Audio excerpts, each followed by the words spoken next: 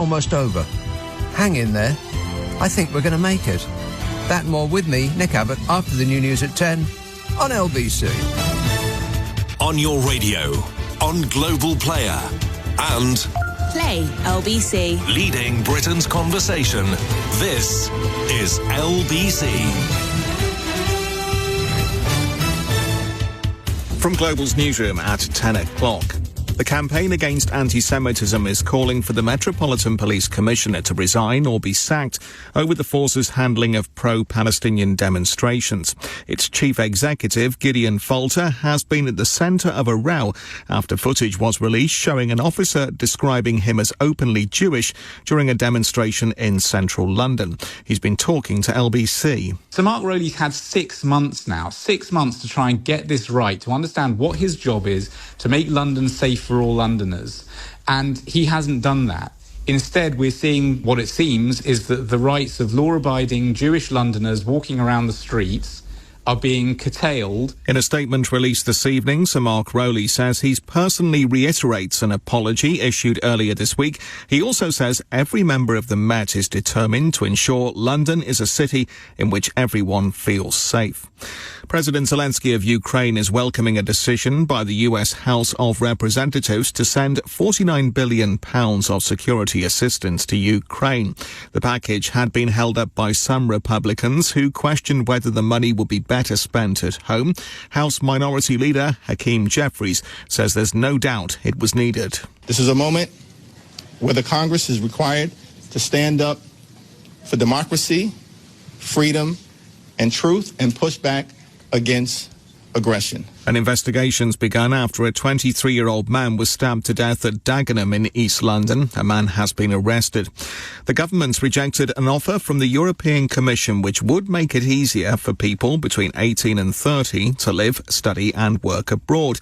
Downing Street says it prefers agreements with individual countries. And in sport, Manchester City are through to the FA Cup final after beating Chelsea 1-0 at Wembley. They'll play either Manchester United or Coventry in the showpiece final.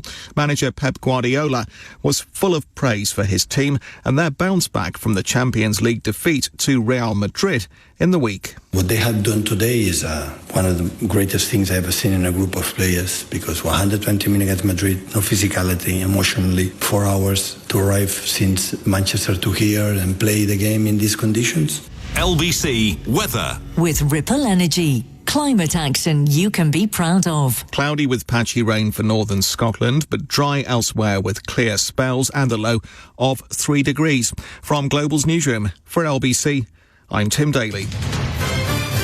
This is LBC from Global, leading Britain's conversation with Nick Abbott. Listen to him. He knows everything.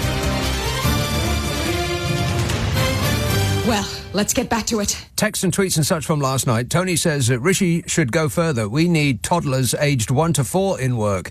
They're the real slackers. If they're so hungry, they should get out there and work. Yeah, those children should grow up.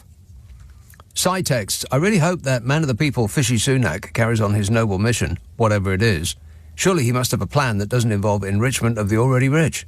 It's nice to know that somebody that wealthy and removed from reality is in control of the lives of the little people. The little people. Not leprechauns.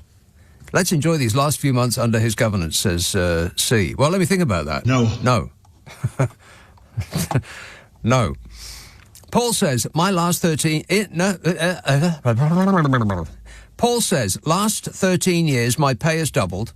I've bought a home, had a kid, and never have been better off. I still wouldn't vote for the Conservatives, which I have done pre-May. Not sure who will vote for them. Who's going to vote for them? Anybody? Anybody at all? Sarah texts, I'm a retired psychologist, and we'd all have less mental misery in this world if it wasn't run by ego, money-mad, maniac gangsters and their sycophantic henchmen. Absolutely. Yeah. Some henchmen come in weird guises. My view. Exactly. My view is that you'll be sleeping with the fishes. That's his view. Just don't cross him, that's all. Jim texts, I can just picture the Tories sitting round the dinner table laughing in disbelief at how many people are suckered in by their rubbish. Yeah, well, I've said this many times. I do believe that they think on a daily basis, what should we do to them today? I mean, yesterday we poked them with a stick and they didn't murmur a word. No complaints at all. I mean, there was a little bit of grumbling, but they didn't do anything about it. So what should we do to them today? I think it's just like a big game to them. Well, it's not a game. This is real life. And we're real people. Sandra says, why don't the Tories just throw the sick, disabled and old people to the lions? It would be marvellous entertainment for them. Well, don't give them any ideas, Sandra. I mean, there's Suella Braverman trying to write this stuff down. She says, going to say it again slower. Sick, disabled, old people, lions. So on her to-do list. If she ever gets in power, just you watch out. Maria says, Stitchy Too Rich is playing with, again, the little people of the UK. Time to boot this kid-sized Mandarin out of the candy store and into infinity. Just saying, says Maria. As regards him getting us to hate, he's succeeded on that one, getting us all to hate him and his half-baked ideas to destroy what we had. Square one with Labour for me. Well, that's not the plan. We have a plan, or you just go back to square one. That's why it's so important we stick to this plan. Stick to the plan. Otherwise, we'll go back to square one. You wouldn't want that, would you, Maria? Yes. Yes, she actually would. She speaks very, very deeply, Maria.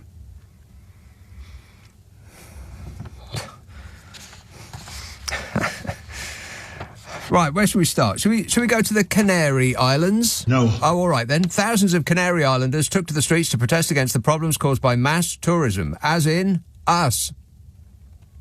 Demonstrators packed into Tenerife capital Santa Cruz for a march on the holiday island with banners including, but not limited to one that said, you enjoy, we suffer, in English.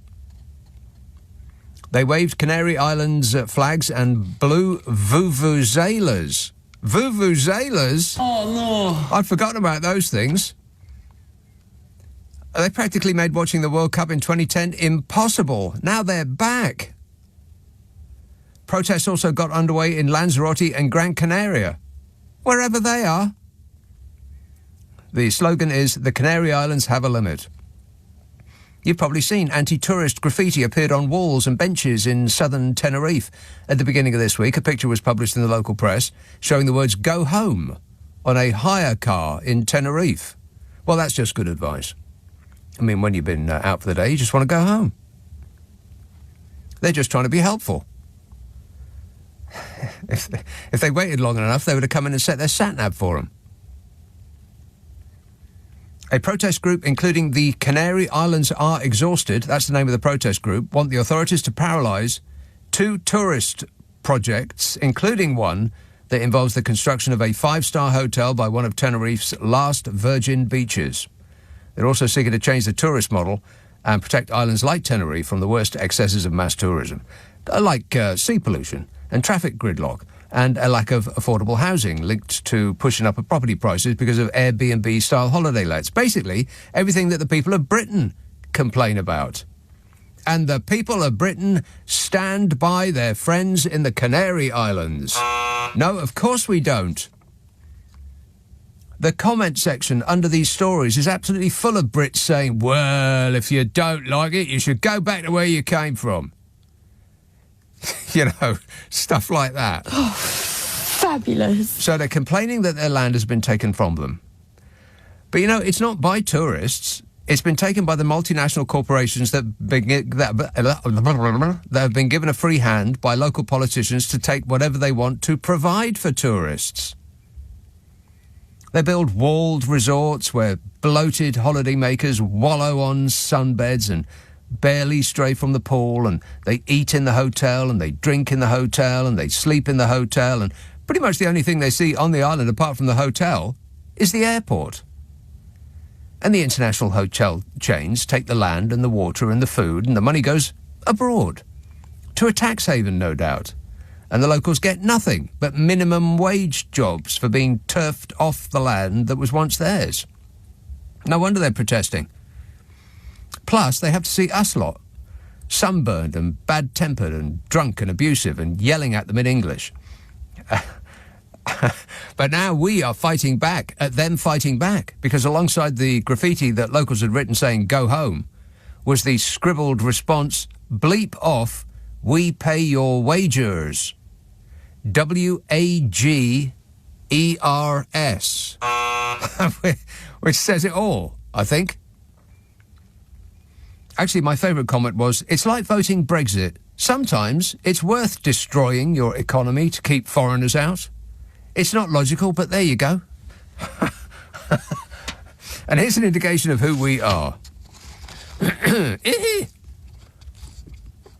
British holidaymakers drank a plane dry in 25 minutes into a 4-hour flight. The Turkish-German airline Sun Express was left stunned after every drop of beer and wine had been drunk as they flew British golfers off on holiday. The Chief Executive Officer Max said, "We sold out of beer and wine 25 minutes after departure. We've never done that in any other market. We drank the plane dry before we got to the resort. Hell, I bet we drank the plane dry before it left the tarmac." And what does the stern and censorious Daily Mail have to say about this? Because I'm pretty sure that they're against inebriation. Unless, that is, there's a point of fake patriotism to be made. It said, quotes, "Brits reacted to the news with pride after realising the crowd of golfers had beaten every other country with their impressive alcohol consumption. Because we will drink them on the beaches and we will outdrink them in the fields and we will never surrender our reputation of being the biggest boozers in the world, and we will yell unintelligible things and hurl plastic chairs at any foreigner who doesn't like it. For we are British, damn it. And we're coming to a deck chair near you." 0345 6060 973. Let's have Portland, Oregon. Hello, Jake. No, Jake, that didn't. Well, 1 minute, please. My fault entirely. Try it again. Portland, Oregon. Hello, Jake. Nick, there you are. Here I am. I was calling. I've been watching, from across the pond, as I do. Yeah. And what is this whole Angela Rayner thing and the news and the oh goodness, man! It's a terrible attempt at distraction, and it's not working on anybody. Okay, it's really not. Okay, that's good news. That's good news. Yeah. And then that other guy, that Tory MP, that whole. Well, which one? The one. Yeah. If you're about to say the one with the sex scandal, then I will restate my question. Which one? Oh goodness. And I will. And the other couple of three things. Yeah. Did you hear about Donnie and Court? He apparently falling asleep. He had an attack of wind. I know a lot about wind. Yeah. Exactly. Expelling gas. Yeah, gas. Well, that's his speciality. I wrote it down because that was the only way to put it. Priceless. Priceless. Yeah, and okay, all right. Thanks a lot. Good work. Thanks, Jake. Your husband's making a stink, Melania. I don't care. She's actually not that bothered. Different bedrooms, in different houses, in different states. You're looking very sleepy, Donnie. Don't be rude. I'm just stating the facts, Jack. Now, where have I got to in last night's text and such? Oh, yeah. David says, "I never hear it now, but in the 60s we had an expression that said it all. Class warfare. It's far worse now than it was 50 years ago," says David. Yeah, well, what isn't? James says, "The Tories have wasted £100 billion over 4 years on duff deals and crony contracts. They just want us to look the wrong way and blame poor, unlucky, sick people instead. So transparent," says James. By Jove, I think he's got it. And Desiree says, "Richie Lurpak knows all about people cheating the benefits system. His MPs and ministers have been cheating the electorate for 14 years. I think that I detect a trend here." And Darren says, "Are you having a party there tonight, Nick? I can hear a really bassy doof, doof, doof in the background. Where's my invite?" No, that's those kids downstairs. They're cranking the music up. Oi, kids, keep it down. Trying to work up here. By the way, this studio looks like there's been a party in here. I don't think I've ever been in a studio that's been treated so much like a skip before. Who is in this studio during the day? Producers. Huh? It's not us. It's not you. Well, okay then. Because what a haul. I've got 3 empty cups, 1 untouched full cup of tea. There's a flask, a beer stein that's half full of what I assume is water, but it could be gin. There's a half a pastry. I mean, who is it who comes in here who thinks that I'm the person that's going to clear up after them? It's like they just drop everything like a child drops its toys when Mummy says dinner's ready. Who is it that leaves this place in this state? Just asking. Oh, have I mentioned the 2 boxes of half-eaten chocolates that's been stuffed down the side here? I don't think I did. God. But you know me, I never complain. Whinging and whining and moaning. This is LBC. This is LBC with Nick Abbott. Call 0345 6060 973. Tweet at LBC.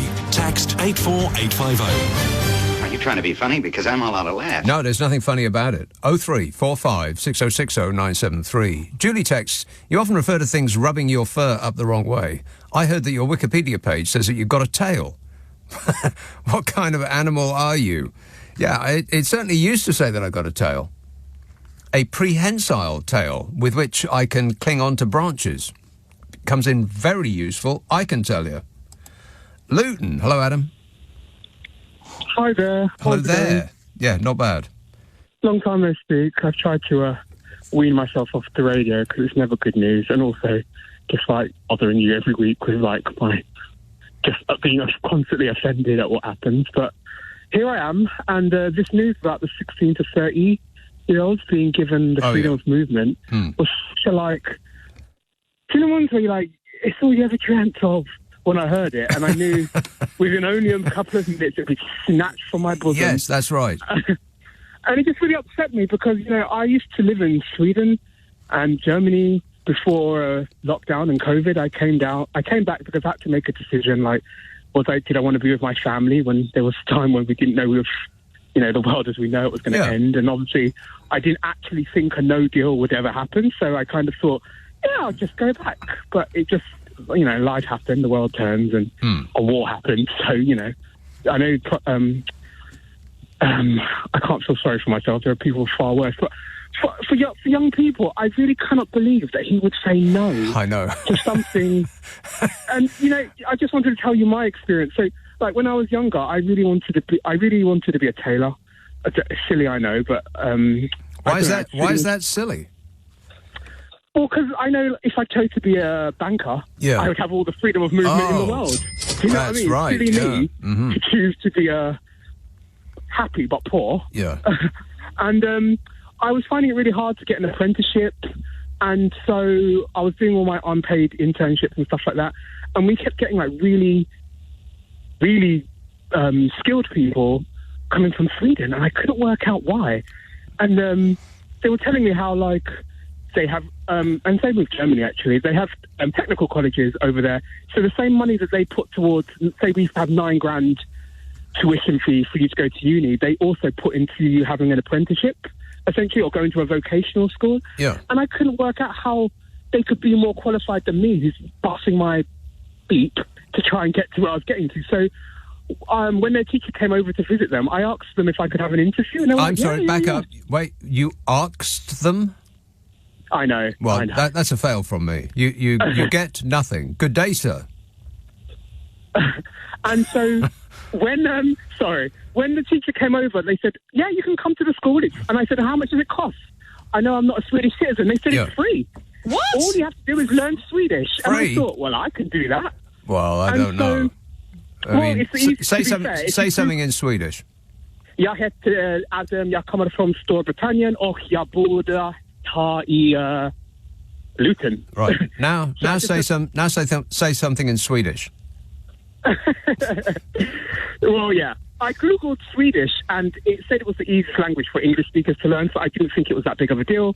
And so I moved over there. Nobody from my family had ever done it before. Like, obviously originally my family are from the Caribbean. But how come there's so many tailors in Sweden? Because I'm racking my brain. I can't think of a single solitary clothes designer of international repute that is Swedish. Name one. Well, H&M, but no, I know. I don't think they're specifically trying to be tailors. They had a vocational schools, not just for tailoring, for everything. Whereas I went over there because they taught handcraft tailoring, and it was a great opportunity. Yeah. But my point was just that, equally there was plumbing, and equally there was boat making, and equally there was... Because ultimately they just think they should invest in their young people, and not everyone wants to go to get a degree in something. Some people want to be handcraft. And the good thing about their teaching was it was actually teaching me to be self-employed, which is how I justified it to myself, that I was going to learn a trade where essentially I could come back and be self-employed as opposed to here. And my point was, me being, on paper, a poor, working class, black, single parent, from East London originally kind of thing, to think that I managed to go to Sweden, I managed to... Whilst I was there, I ended up working for an NGO. I ended up meeting some amazing people, and I managed to study in. It just blew my mind. But what is your point, though? So Rishi Sunak would refuse to let young people do that. Yes. It just seems so bizarre. It could help so many people. Why are they penalising people? If somebody, I'll nutshell it for you. Calm down, Adam. I'll nutshell it for you. Young people don't vote Conservative. There it is. Yeah. That's the excuse. That's the reason. If somewhere in Europe can offer young people from here an opportunity to be better, why would he? It's so stupid to not let. We're great, I'm sure we are, but we don't have everything. No. And say the best. I don't know. Don't try to don't try to complicate it or analyse it or come up with another excuse outside of young people don't vote. That's it. Well, Rishi is the worst. Let's just leave it at that, because honestly, I'm sick of it. He is the worst. Absolutely. Yeah, even worse than Boris Johnson, wouldn't you say? I can't comment on that. Can't comment on that. Blah blah blah blah. All right, Adam. Thanks a lot, mate. Can you run me up a couple of suits while you're at it? Nay. I think that's Swedish for yes. A result. Nay. It sounds like no, but it must mean yes. Somebody should check on that. Nick says, what about Rishi's legacy? If he'd retired from public office after being Chancellor, he would have been fondly remembered. But now he'll be remembered as a racist, incompetent bully. Wow. Wow. Well, don't sit on the fence, Nick. Tell us what you think. So here's that story. Have I got time for the news? I'll do it after the news. Amazing. I mean, it's just astonishing. When I read the offer had been made, I thought, wow, the European Union are being grown-ups. Can you believe it? And then we had a tantrum that you could see through concrete and threw it right back at them. Because that's the way of... this government. Exactly. Oh, God, if I have to sit through one more video of him doing his syrupy tone of false sincerity with his little hurt puppy dog eyes, I think I'm going to scream. Please don't make me see another one of those blooming videos. I can't stand it anymore.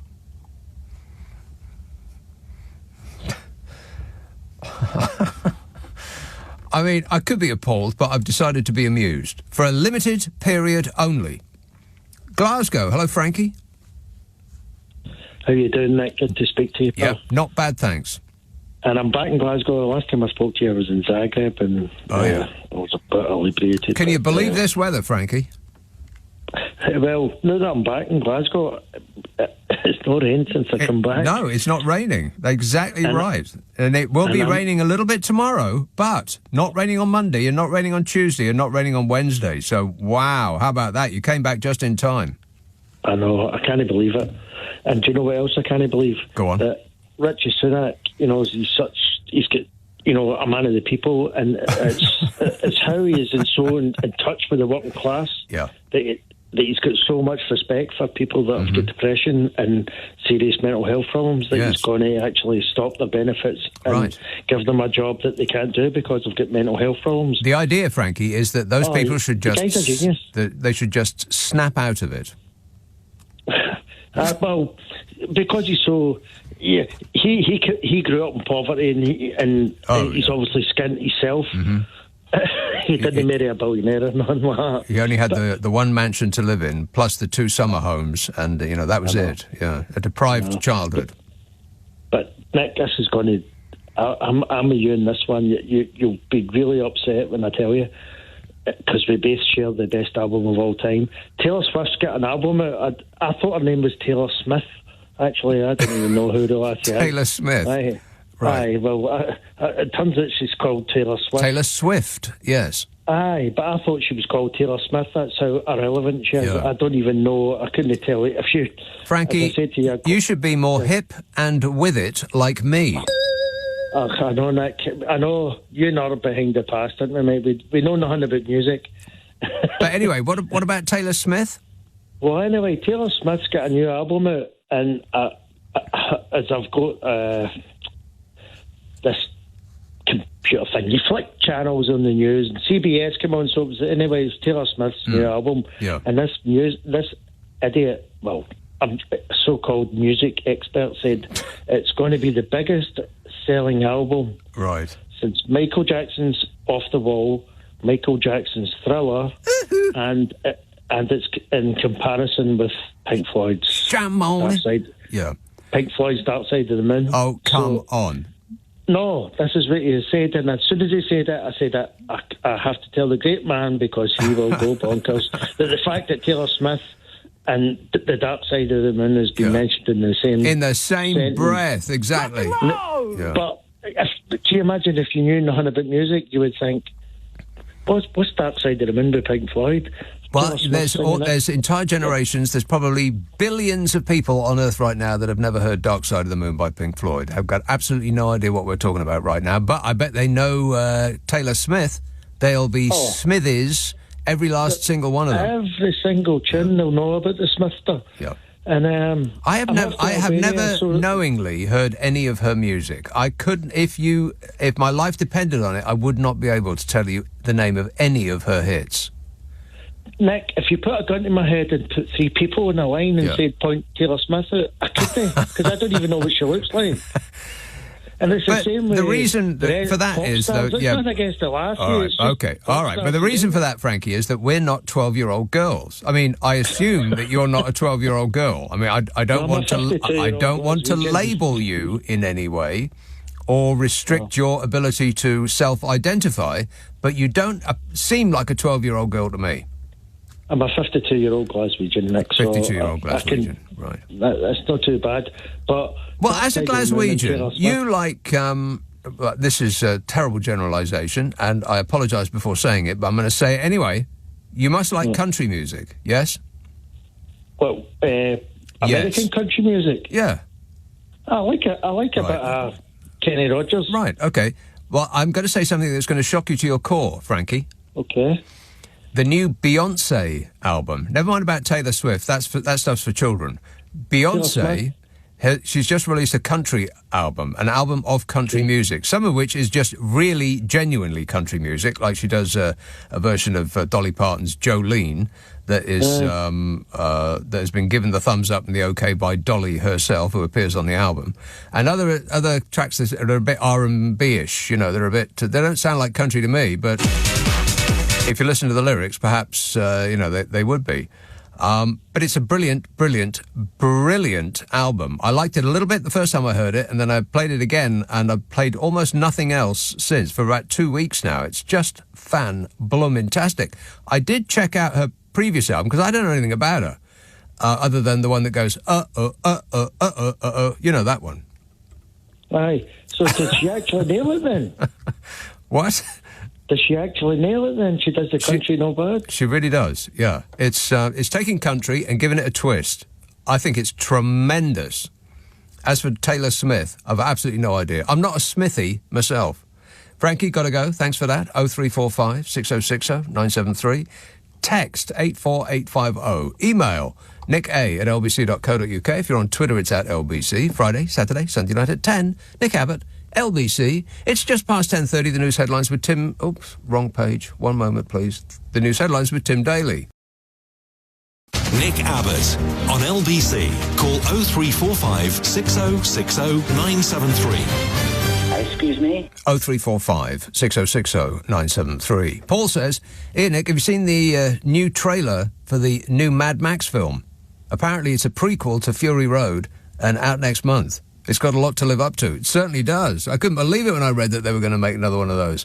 It's the same guy that has directed it, isn't it? That is his name Romeo? Something like that. Some old geezer that directed it. That Mad Max Fury Road film is my second favourite action-adventure film of all time.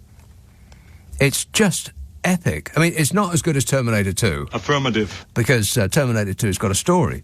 It has, a concept, whereas Mad Max Fury Road is just it's just insane action from start to finish. There is no story, really. It's just your eyeballs are out on stalks from the moment it starts.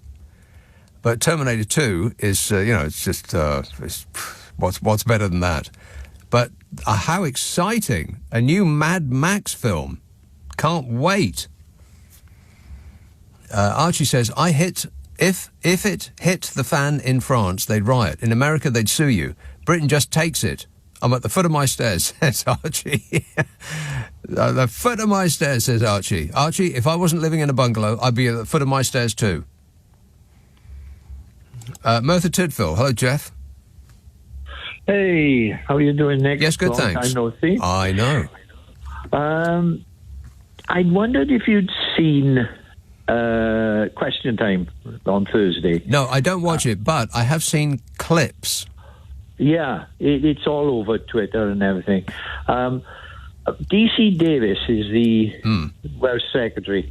He seems like a nice man.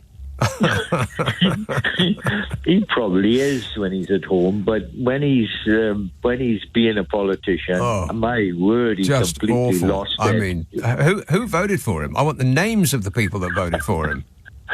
Yeah, people of Monmouth. I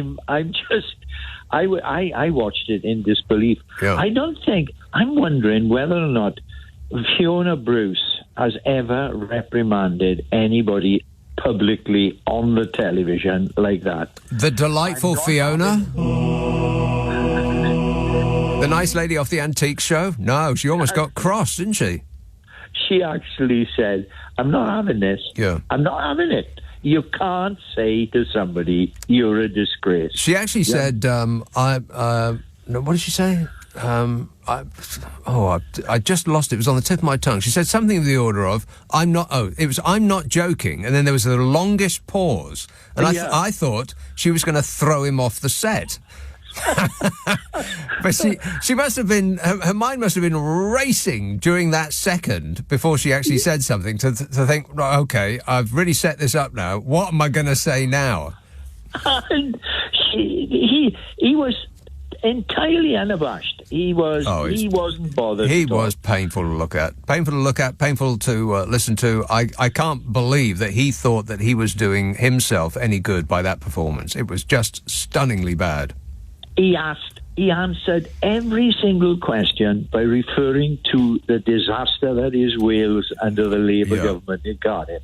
And in doing so, one of the audience at the end said, it was about children being banned smoking. He actually, the guy said, "Oh, what's the matter, Mr. Davis? You haven't referred this question to Wales. They're in Buxton, in the middle of England, and every single question was referring to the disaster that is Wales." Did he mention the fact that the Welsh NHS and the Welsh government in general is funded by central government, who have done their trick of defunding, which they do to all councils and the NHS and anything that they don't like the look of, and then blame that institution for not being able to cope with those smaller funds available to them? He actually blamed the Welsh government for immigration. He was saying that they were giving 20 quid a week or something to immigrants, and it just went on and on and on. It was one of the painful. most horrendous performances. Well, anyway... Well, have you seen that one where he's talking... I think it's that nice interviewer off Sky, and he's talking to some... I guess she's a Labour person. I don't know her name. I apologise. And about halfway through, he said, right, well, you carry on talking. I'm just going to look at my phone. On camera, there's just the two of them there. So he stood there, he's got his phone out and he started flicking through his phone during the course of their debate on camera. Yeah, well, the one on Thursday, Tice, the guy Tice from Reform, he denied... The climate change expert, yeah. Yeah, and the Green said to him, which was absolutely... perfect. What qualifications you got? I know. That shut him up for about a half a second until he started yakking on at his usual pace. Hey, Jeff, I've got to go, but keep your eyes peeled and let us know if anything develops. All right. Thanks a lot, mate. This text says, Humpty Dumpty sat in the wall. Humpty Dumpty had a great fall. All Rich's horses and all Rich's men tore up his sick note and shut down his claim. A listener with material. Oh, no. I'll let that one pass. Not bad. Martin says, apart from the general awfulness of Sunak's attack on the sick and the disabled, I found his I really do care voice particularly chilling. A kind of chill that made me think that he really doesn't care at all. Yeah, no, I don't think he cares either. But I guess he's been practising to act like a human. You know, the people around him must be holding their head in their hands, thinking, why? Why him? I mean, anybody else would be better. More malleable. I mean, just give us something to work with, please. But they haven't got anything to work with. They've just got him. So they're trying to make him more appealing. And in order to do that, he turns on his hurt puppy dog eyes. Now, he's got that down to a T. But when he does that syrupy faux sincerity act, it's just awful. It is. It's not comforting. You're quite right. It's chilling. It's like, are you a real person or are you a robot? Affirmative. Yeah, I think it's the robot. I think he's probably a robot. Look into his eyes. There doesn't seem to be anything there. It is actually quite alarming. There is nothing there. There's nothing behind them. It's like he's an automaton. Like if you put 10 pence into him in one of those seaside arcades, he'd tell you your fortune. He'd tell you his fortune and then describe your much smaller fortune. Huntingdon. Hello, Charlie. Hiya. Yes, Charlie. Sorry, mate. I'm just looking after the grandkids here. Oh, yeah. Give them what for? Oh, don't. Oh, they're driving me mental. I bet. Right. It was about this, you had a previous call about tailors in Stockholm. Yes. And that's exactly what I am. You're a tailor in Stockholm? I am a tailor in Stockholm, yeah. Wow, this show really is starting to fit together, ain't it? Almost like it's been planned. Yeah, well, there you go. So is there much call for tailoring in Stockholm? There's plenty. There's, oh, God, they're driving me crazy.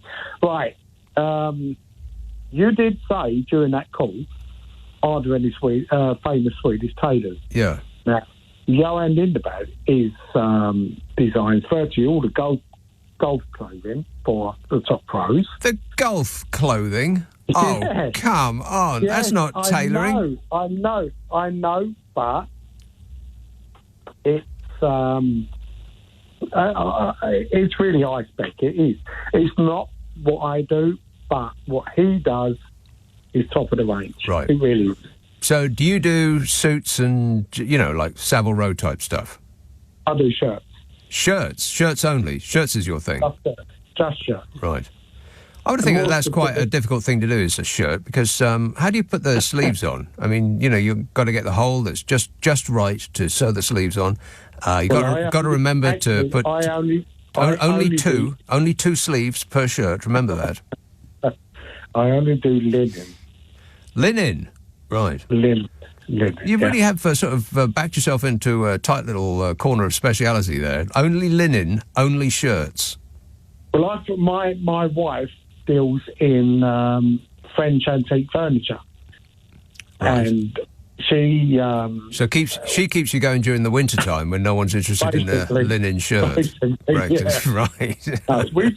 We travel down to the south of France when we can, and she buys furniture and antique French linen. Right. And I thought. And you stitch it up for her? Well, no, basically, I just thought this French antique linen, I'll try making shirts, and it's turned out really well. So. But I am right in thinking that there is no internationally famous Swedish designer of clothes, is there? Dirk Bickenbergs is Danish, isn't he, or Finnish? Ted Lapidus was quite famous. Never heard of him. Lapidus was quite famous in I don't think so. I'd say 80s. But it's quality. It's quality. I think part of it might be that the Scandis they don't really like standing out, do they? They all dress exactly the same, no matter how much money they've got. No, they don't. No, absolutely not. They all want to be individual in their own little way, but there's certain little norms you have to fall to. You have to. Oh, it's really tough. It's really tough. I mean, I'm from London originally, moved over there in 1985, and it was a shock to the system. It really was, but I loved it. And I sort of, there's little bits and pieces you notice, and Are they a bit difficult to get to know? I mean, a bit sort of standoffish. Yeah, they're a bit cold, standoffish. Yeah. They are, until they've had a drink. Do they drink as much as we do? I bet they don't. Oh, they're far worse. Worse? Find that hard to believe. Yeah, they get in your face and... You get to love it. I mean, the country, it's worth it. You can't judge Sweden by the Swedes. You can't. You can't judge Sweden by the Swedes. OK, leave that with us, Charlie, and we'll ponder that a while. Thanks a lot, mate. 0345 6060 973. Text 84850. Email nick@lbc.co.uk. If you're on Twitter, it's @LBC. Friday, Saturday, Sunday night at 10. Nick Abbott, LBC. Nick Abbott on LBC. Call 0345 6060 973. Right, so what are we doing? Gibbon, we are doing a radio show, but it does remind me that I do a podcast with Carol McGiffin. Oh, right, yeah. Now, the idea of the podcast is that we solve people's problems, but we won't be able to solve your problem unless you tell us what it is. We're not mind readers. You can email the following address, email your dilemma to the following address, nickandcarol@global.com, nickandcarol @global.com, and prepare to be totally satisfied. Oh, right, yeah. Now, the podcast is called What's Your Problem with Nick and Carol? It's available on Global Player. If you haven't got it, then it's free. Get it from globalplayer.com or your favourite app store and ask for it by name on an internet near you. What's your problem with Nick and Carol? It's completely news and issue free. So if you want to take a break from doom scrolling, if you want a little mental holiday from the nightmare news stories, then I think it'll be right up your alley. It's a laugh and a half. What's your problem with Nick and Carol? Now then, let's have South Norwood. Hello, Philip. Oh, good evening, Nick. Yes, Philip. You were talking about people singing who didn't normally do it, singing country music. Yes. Well, I heard a rumour that Rishi Sunak is going to do a country album of songs, when you come to the end of your career or the end of a job you've been doing. Yeah, seriously doubt that. He's going to do Take This Job and Shove It, the old Johnny Paycheck song. Mm-hmm. I'm leaving on the next thing smoking, he's going to sing. Yes. And then, did I really shave my legs for this? By Dina Carter. Have you ever heard that, Nick? No, I have not, but I will. I'm going to look it up right after the show. And also, he's going to have a bash at Goodbye Earl, the classic song by, and I've got to say it, the Dixie Chicks. Ah, the Dixie Chicks, yeah. Yeah, that song, I love that song, Goodbye Earl. Did I really shave my legs for this? Yes. The 90s, Nick, was a great time. I know you're not a big country fan, but I mean, the 90s for me was a great, great time of country music. We had a 24-hour radio and TV station with country music, and I went to Nashville. And while I was there, I went on a day trip, and we went to the Ryman Auditorium, where they used to do the Grand Ole Opry before they moved. Oh, yeah. And it was an old church, and it had seen better days. And I was on a minibus tour with 9 middle-aged ladies, and it turned out they were all Southern Baptists. And we went on the stage of the Ryman, and the tour guide said that everybody who went on the stage of the Ryman had to sing a song. Yeah. So that's how it was, that me and 9 middle-aged ladies sang Stand By Your Man on the stage of the Ryman Auditorium. Did you know the lyrics, or did they help you out? Yes, because to say, being a country star, it was amazing. I'm standing there in the middle, Nick, and I'm surrounded by these 9 middle-aged ladies. Yeah, all of whom are singing, They Want to Stand By You. Yes. I wish I'd had a video. It was the days, before people had videos and proper. And just have to commit it to memory, like in the old days. Yeah. Yeah, it is. It is. I know you've been all over the States yourself, Nick. Musically, where was the most interesting place you went to? Musically? Yeah. I don't really remember spending much time listening to music when I was in America. Yes. No, not really. What about the radio station? Did you listen to music through that? No, not music. I was dialing into the talk stations. Yeah. Yeah, and the most memorable talk station for me of all time, and the best lineup I've ever heard on any station anywhere, was in Miami in the 1980s, I guess, and it was Howard Stern on breakfast, and it was amazing. And it was Neil Rogers following him, who is the greatest talent I've ever heard, and following him was the most extraordinary talent I've ever heard, was Phil Hendry. Yeah, I mean, it was amazing how with Howard Stern, how he went, to become the talk star. Nick, many, many years ago, I was involved by accident in the first transatlantic phone-in from the UK to America.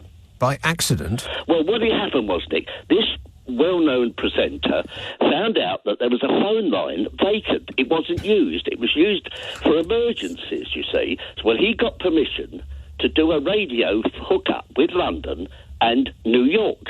So you had a radio station in London hooked up with this station in New York, WMCA. Have you heard of it? No. WMCA at that time was a talk station. So he did this hookup. The people in this country were able to talk to the people in New York, vice versa. Right. I bet the people in New York were underwhelmed. He did two. He did one, as I say, with WMCA, and then about a couple of months later, he did one with KCBS in San Francisco. Right. I know neither of these two stations, but I can sing you their jingles. WMCA. Because it went on to become a sort of early rock station with B. Mitchell Reed on the cruising series. Yeah. Well, listen, Philip, we cannot wander down memory lane for very much longer, but that's it. And good work. Thanks a lot, Philip. I'm going to read that poem again. Humpty Dumpty sat in the wall. Humpty Dumpty had a great fall. All Rich's horses and all Rich's men tore up his sick note and shut down his claim. It doesn't rhyme, but, nothing does these days. That's just a fact. Let's see now. Stockport. John. Hello? Yes, John. Yeah, Nick. Nick A, right? Nick Abbot. Is that who you called? No, Nick, listen to this, right? You know who's leaving the mess in your studio? Who? Nick Ferrari. He's so lazy, that man. No. He don't clean up after himself. Have you seen the state of his house? No. No, I haven't. Nick Ferrari does not leave this mess, and I know that for two reasons. First, Nick Ferrari would not leave this mess, and second, he doesn't come from this studio. Nick Ferrari comes from the studio that looks like the Starship Enterprise. Seriously, it looks like something out of Star Wars. Please don't write to me and tell me that the Starship Enterprise is not from Star Wars. I know that. No, I come from a studio that resembles a skip, and he comes from a studio that is on the cutting edge. So I know that ain't true. I'm not saying that you're not telling the truth, but... Liar! Exactly. Thanks a lot, John. Martin says, apart from the general awfulness of Sunak's attack on the sick and the disabled, I found his... Oh, I've read that one. Tristan says, can I have that half-eaten pastry? I can't afford food under this government.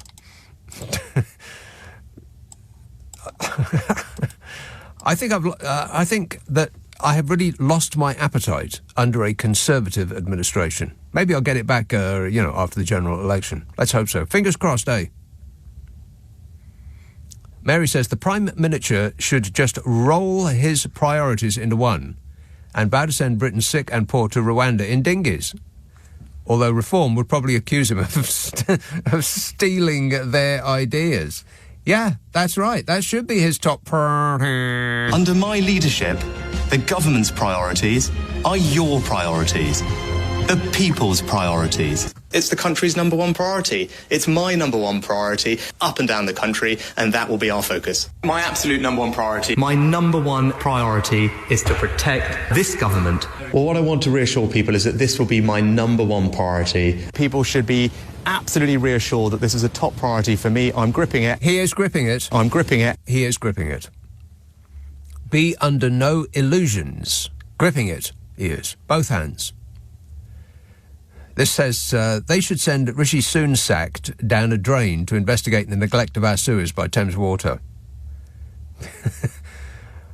Have you seen what's happening with Thames Water? I mean, for crying out loud, how could it possibly get any... You think, how could it get any worse? And then it does. So I might go into that in a while. Leave it with me. I've got detailed files. Darryl says, yeah, but... why should the kids have the right to go wherever they want to, like wealthy folk can? That's just the politics of envy. All right, well, I'll do that thing after the news. You remember the European Union, don't you? No! Yes, that's them. Well, they've acted like grown-ups and tried to make life better for young people. And presented with this excellent opportunity, Rishi Sunak said... No. No, he said no. No thanks, he said. Not interested in making young people's lives better, said our unelected Prime Minister. 0345 6060 973. Text 84850. Email nick@lbc.co.uk. And if you're on Twitter, it's @LBC. This text says, the state you described your studio being in, with gin and pastries all over the place, sounds like how Boris Johnson's office in Downing Street probably was at the time. What, this bloke? The great big greedy nincompoop. The great big greedy nincompoop? Your office was terrible. I can't comment on that. Can't actually comment on that, no. 0345 6060 973, Friday, Saturday, Sunday night at 10, Nick Abbot, LBC.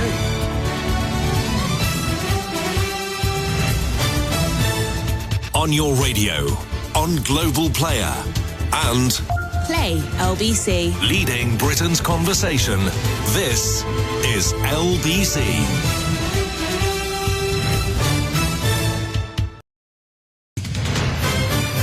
This is LBC from Global, leading Britain's conversation with Nick Abbot. Shut up.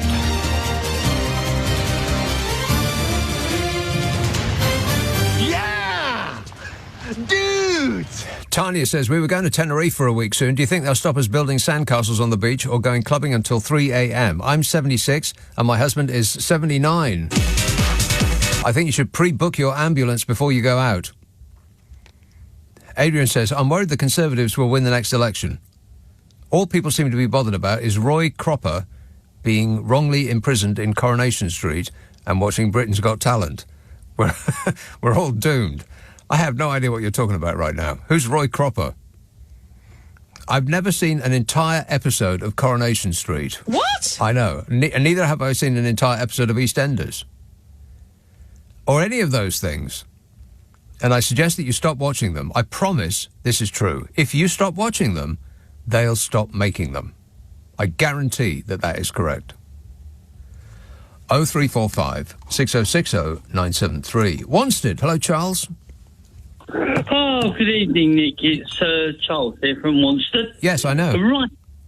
Now, the thing is, what the government done wrong, and government's done wrong in this country, is to get disabled people back to work. They had a really good system going called Remploy. Yes. Which had 96 factories and over 10,000 people working for those factories. Right. In 1987, Thatcher wanted to close them down. That sounds like Margaret Thatcher to me.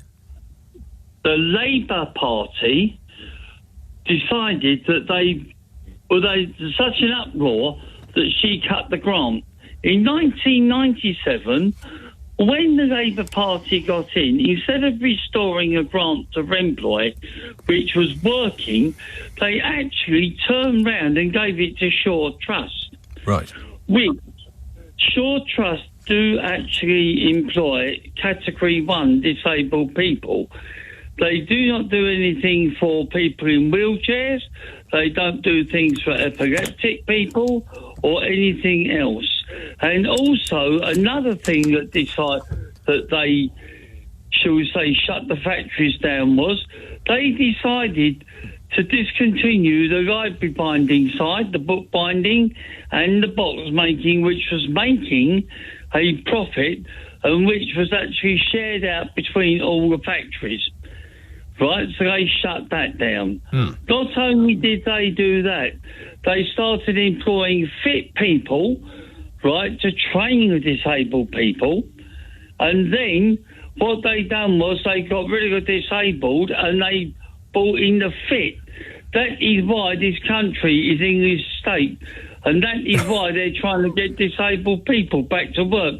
They should never, ever, ever have shut down Remploy. Remploy, they employed everyone. They did employ the mentally disabled, Yeah, people who are finding it difficult to get work. They employed something like 100,000 people up to 2014, something like that. That's what I read. But what else I know about that, Charles, is scant at best. But I appreciate you bringing that to our attention. Thanks a lot, mate. 0345 6060 973. Stephen texts, have you actually read the EU deal? Initially, it looks good. However, anyone 18 to 30 to be allowed into the UK, but any UK student will be allowed into one EU country. Conclusion, the EU is trying to dump young unemployed people into the UK, says Stephen, who is an expert. So here's that story. Rishi Sunak has rejected an offer to strike a post-Brexit deal to allow young Britons to live and study or work in the bloc for up to 4 years. What? Yeah.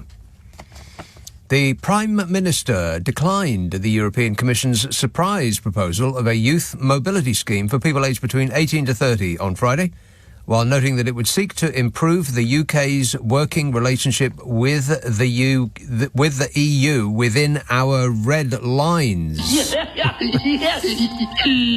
What red lines? The red line beyond which we might actually be able to live our lives as we want, and not as this unelected, perfumed princeling says that we have to. This government. Yeah, this government. The European Commission President, Ursula von der Leyen, suggested the scheme, which would have allowed young people from within the EU to stay in the UK to work or study for the same period of time. It would have been an area in which there would be closer collaboration. She said, the topic of youth mobility is in both our interests because the more we have youth mobility, being on both sides of the channel, the more we increase the probability that we will be on good terms because the next generation knows each other very well, she said. Disgusting. Not that well. And our response was, the older generation don't want the next generation to be on good terms. Oh, fabulous. The regime said that Brexit had ended free movement and it had no desire to reopen that conversation, even within the strict conditions on length of stay. So, kids, you get nothing, which is exactly what you voted for. Oh, that's right. You didn't vote, did you? Too boring. You had very important phone scrolling to do. up to your eyeballs you were. You'll do it next time. Well, hey, wake up, sheeple. It's later than you think. And you won't be able to vote next time either, because you haven't got your photo ID card yet. Have you? No. A government spokesman said, "We are not introducing an EU-wide youth mobility scheme. Free movement within the EU was ended, and there are no plans to reintroduce it." But you'll be shocked to learn that the government aren't telling you the truth. Because the youth mobility scheme that was being offered would not be a return to freedom of movement and would have required a visa, evidence of sufficient funds to sustain a living, and health insurance. And even that was a no from this government. They said, No. because they're still trying to win an argument 8 years after the vote that Brexit is somehow good for us. Or at least that shrinking portion of the electorate that might still vote Conservative are to be persuaded that Brexit is still good for us. And young people won't. So you won't get the opportunity to study or work in Europe because you don't vote Conservative. So they're not interested in what you think, because a billionaire who can take his family to whatever country he likes said that you can't have the opportunity to study or work in Europe. And Ed Davey, the leader of the Liberal Democrats, said, "Expanding our existing youth mobility visas to cover European countries on a reciprocal basis would be a win-win." He said it would be a much-needed boost to our economy, especially the hospitality and tourism industries. It would offer great new opportunities to young British people to work abroad, and it would be a crucial step towards fixing our broken relationship with Europe. Silly Ed Davey. The Tories don't care about the economy or about the hospitality industry, and they don't care about youth and expanding horizons.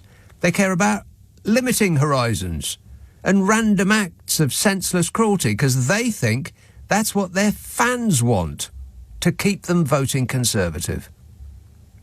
And depressingly, the Labour Party seems to think that's true of their fans too. Because a Labour spokesmodel said, "Labour has no plans for a youth mobility scheme. We've already suggested some tangible ways that we would look to improve the relationship and deliver for British businesses and consumers, including seeking a veterinary agreement to tackle trade barriers, mutual recognition of professional qualifications, and improved touring opportunities for artists." Which is just word salad. A bloke called Anand Menon, a professor of European politics and foreign affairs at King's College London, said, he said, "I find it utterly depressing that both of the major political parties, one of which will form a government after the next election, do not know the difference between free movement and a limited youth mobility scheme which involves visas." But as he is just a professor of European politics and foreign affairs, what does he know about European politics and foreign affairs? God, it's all so depressing. But that's because you don't vote, kids. And you haven't got your photo IDs yet, have you? Time's running out, and it'll run out sooner than you know. Speaking of abroad, we were talking about Scandinavia a little while ago, and somebody has translated from a Danish newspaper called Information the following information about what they think about us. Now, it's kind of difficult to know, to have a sort of an outside view of what we're like, of what this country is like, because, you know, we live with it every day. But go abroad, and they are peering at us with a bemused look on their faces. So I'll just give you a brief précis of what they say. This is from a Danish newspaper called Information, under the headline, "Who Killed Great Britain?" It says, "Britain is a country in economic, political and moral crisis." The publication Information travelled to London to look for the roots of British decay. And the article starts out with sewage. Naturally. They said, you barely landed before you're overwhelmed by bad news. Homelessness has doubled, schools are crumbling, there's a technical recession, infant mortality is rising, hospital waiting lists are longer than ever. Everywhere you look, there are small stones in the great mosaic of British decay. And it notes that the poorest people in Britain are not only poorer than Denmark or France, but the poorest people in Britain are poorer than their equivalents in Slovenia. What? Slovenia. I mean, no offence to the Slovenians, but that's just embarrassing. The Danish paper said, MPs are being forced out by scandal and there's a procession of prime ministers. Yeah. This story of British decay is so brutal that it is tempting to read it as a crime novel, they said. A murder mystery, a whodunit. We visit a food bank, they said, not something Danish people are familiar with. And they hear the history of austerity. The safety net was stripped away, and then comes Brexit, which has caused higher inflation, lower investment, and a crushing blow to exports. They said economically Britain has been a disaster, but the issue occupies surprisingly little space in British politics. A bit more history. Through the 20th century and Thatcher, Britain has not come to terms with its place in the world. A former Danish finance minister said there are two types of nations in Europe, small nations and countries that have not yet realised that they are small nations. We stopped to giggle at the Tory graphic declaring Britain the second most powerful country in the world. There's a brief summary of Boris Johnson's time as Prime Minister. The great big greedy nincompoop. And the rampant corruption among Tory MPs. And then on inequality it says, British households in the middle income group are now 20% poorer than corresponding households in Germany. I'll just pause and let that sink in. That's why people who are earning an amount that would appear to be a decent whack don't seem to have any money. That's the reason. It's because wages have not kept up with the cost of living. And now, I mean, if we compare ourselves to America, then, God, we'd all need therapy. Because Americans are about double what we are. And they always have been. But British households in the middle income group, the middle class, are 20% poorer than our equals in Germany. For low-income households, it's 30% poorer. But the upper class are just as wealthy as they are in Germany. How nice for them. It says perhaps that's why Jacob Rees-Mogg and Rishi Sunak still talk about Britain as if it were at the head, the head of a global superpower. It's not their children who are getting shorter, and they have never stood in line at a food bank. The View from Abroad. 0345 6060 973. Friday, Saturday, Sunday night at 10. Nick Abbott, LBC. This is LBC. Nick Abbott on LBC. Call 0345 6060 973. I really like you. Do you like me? Yeah, sure, although like is a strong word. Mark texts, I've never heard Dark Side of the Moon. What? And I'm wondering if the high-def version is how I should listen to it. Any suggestions? Also, is fast-forwarding through the tracks? Is fast-forwarding through the tracks I Can't Stand a good idea? No! I've listened to Beyoncé's new album based on your recommendations, and my daughters now think I've gone completely loopy. Well, your daughters should listen to that album too. How old are they? I'm asking an inanimate screen a question. What an idiot, as though he can answer me in real time. Well, listen to Dark Side of the Moon. But, and I know this may come as something of a shock, you're going to have to listen to it from the start to the very end. Are you capable of doing that? No. No, probably not. These days, nobody's got the attention span. Try it from that first heartbeat right to the very end, when he says, as a matter of fact, there is no dark side of the moon. That bit. Lynn says, I've actually come to the conclusion that Rishi Sunak is a really bad AI experiment. Correct. Yeah, I'm not sure that he's a real human being. Maybe we should try turning him off and on again. We should give it a go. See what happens. Orpington, hello, Tony. Oh, God. Hey, Nicky, your phone. No, I apologise. Hi, Nick. Yes, Tony. Right, since I've been on the phone for 42 minutes... 42 minutes? Whinging and whining and moaning. Yes. I had one of 3 things, now one of 8. Oh, let me just put my glasses on. Bear with me. Because I've got notes. Hold on. I'm going to... Anyway, bear with me. Oh, don't. Right, now, with regards to voting, I've got a polling card here. London Borough of Bromley. Yeah. Yes. It says, the occupier... I'm not going to give you my address, obviously. No. It says, elections are taking place on the Thursday, the 2nd of May, 2024. Our records show that nobody is registered to vote at this address. Blah, blah, blah, blah. It says that you need to get a photo ID. However, I've lived here a year. I've definitely voted, so there's something going on there. Anyway, I'm going to get my notes regarding the things that I called up for. You lived there a year and you voted at that address? Yes. In what have you voted? No, this is what I've got to confess. You were talking about Brexit. You were talking about Brexit. No, because I weren't bringing up regarding this. Right. But are you in or out? I'm a massive Remainer, 100%. I didn't vote in 2014 or 16. What was it? Yeah. I didn't vote. You didn't vote? Well, no, I didn't. That doesn't mean... That rather implies that you're not that massive a Remainer. I'm a huge...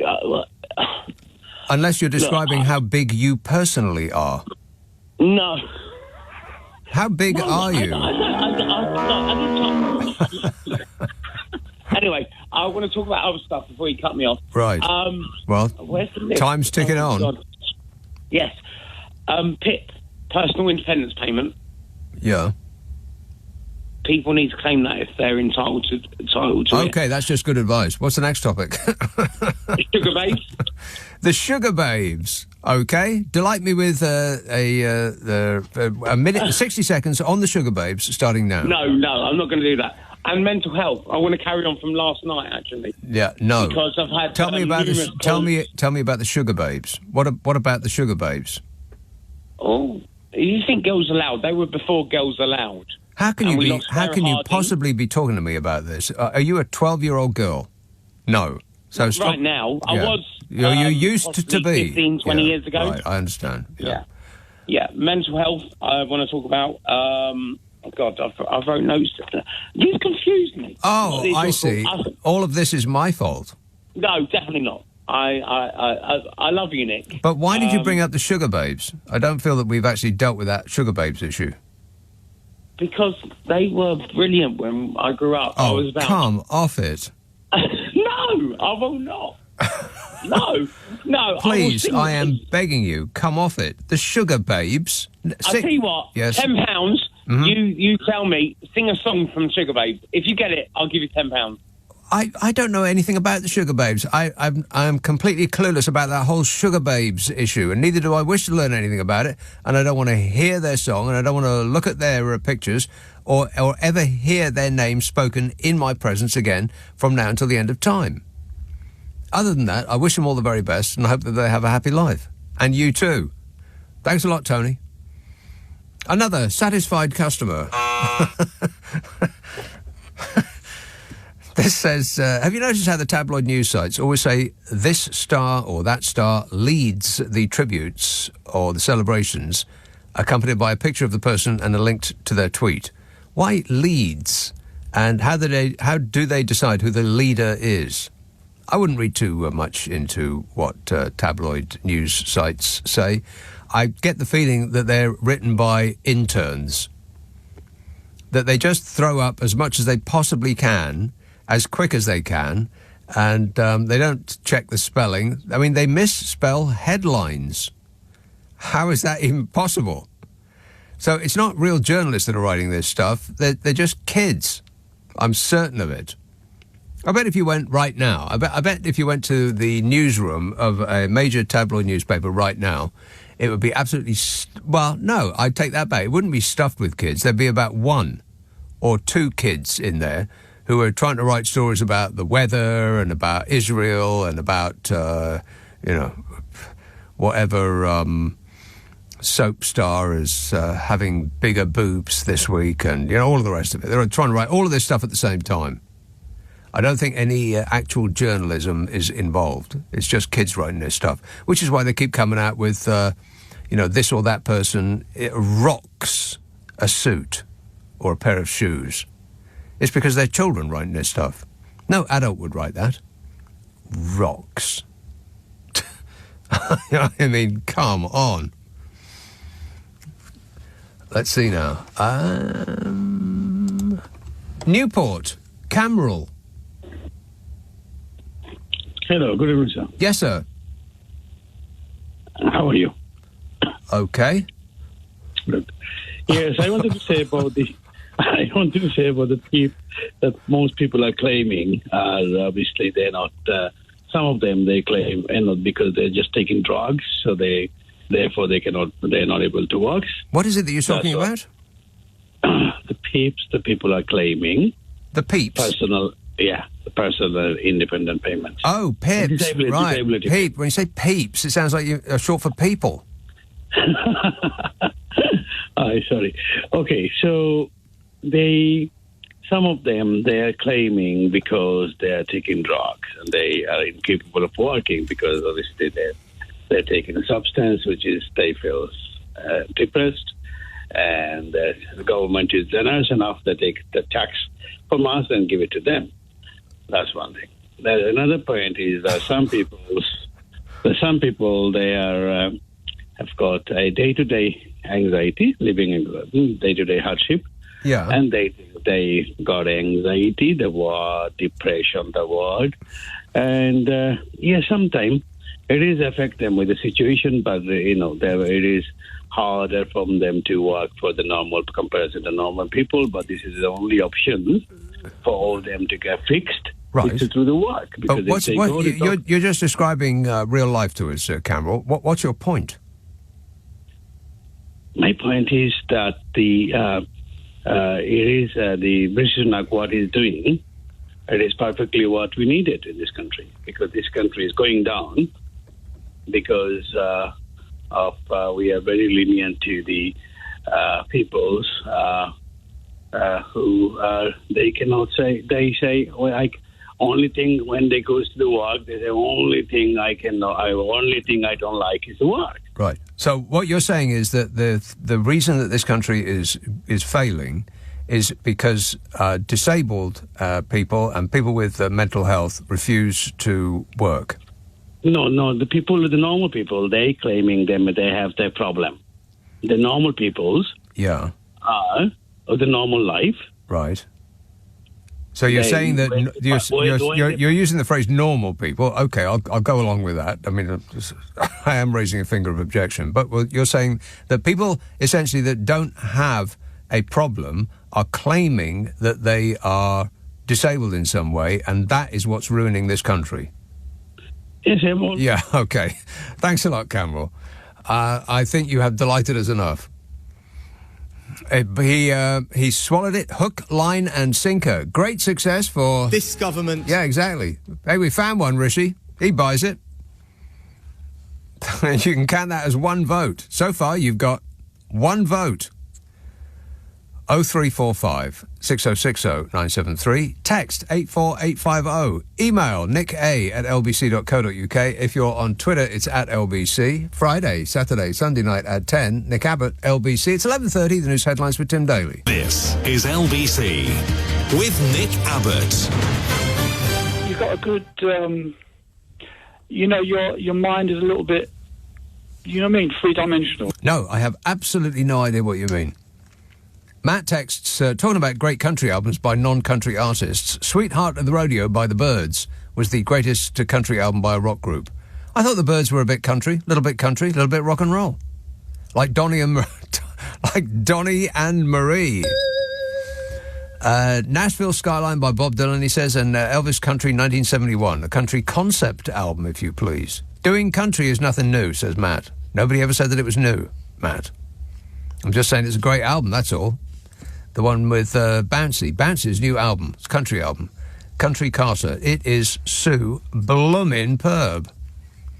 I don't care who hears me say it.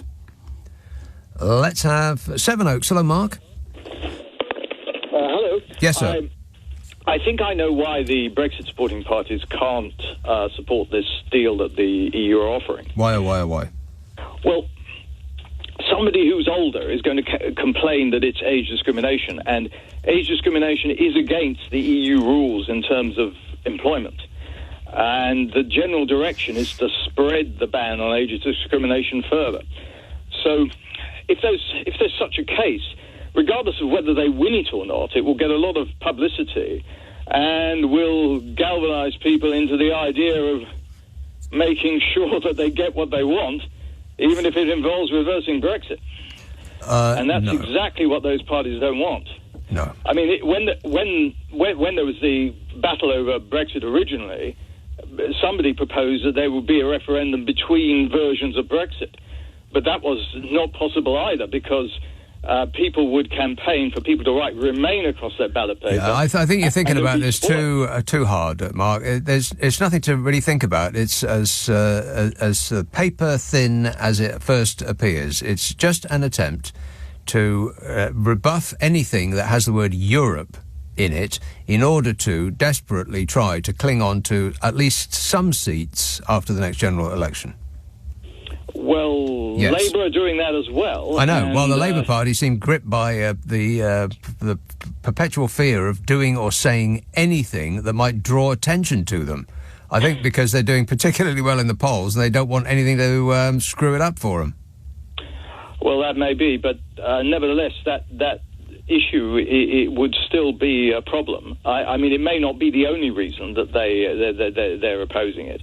But you think that this government is opposing the European Union's offer to allow young people to go and study and work in the EU on a reciprocal basis? Do you think they're doing it because they're concerned that it's age discriminatory? No, I think they're concerned that when somebody makes that complaint and it goes to the courts, oh please, that it will give publicity to the Rejoin campaign, basically. No.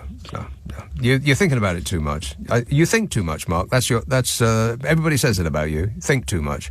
You should stare out the window once in a while. Just unhook your mind, relax, and float downstream. Promise me you'll do that. All right. No, I won't promise you we'll do that, because otherwise I'll be voting for Brexit or something. Another satisfied customer. That's 2 in a row on the Nicky Abbott Show. Thanks a lot, Mark.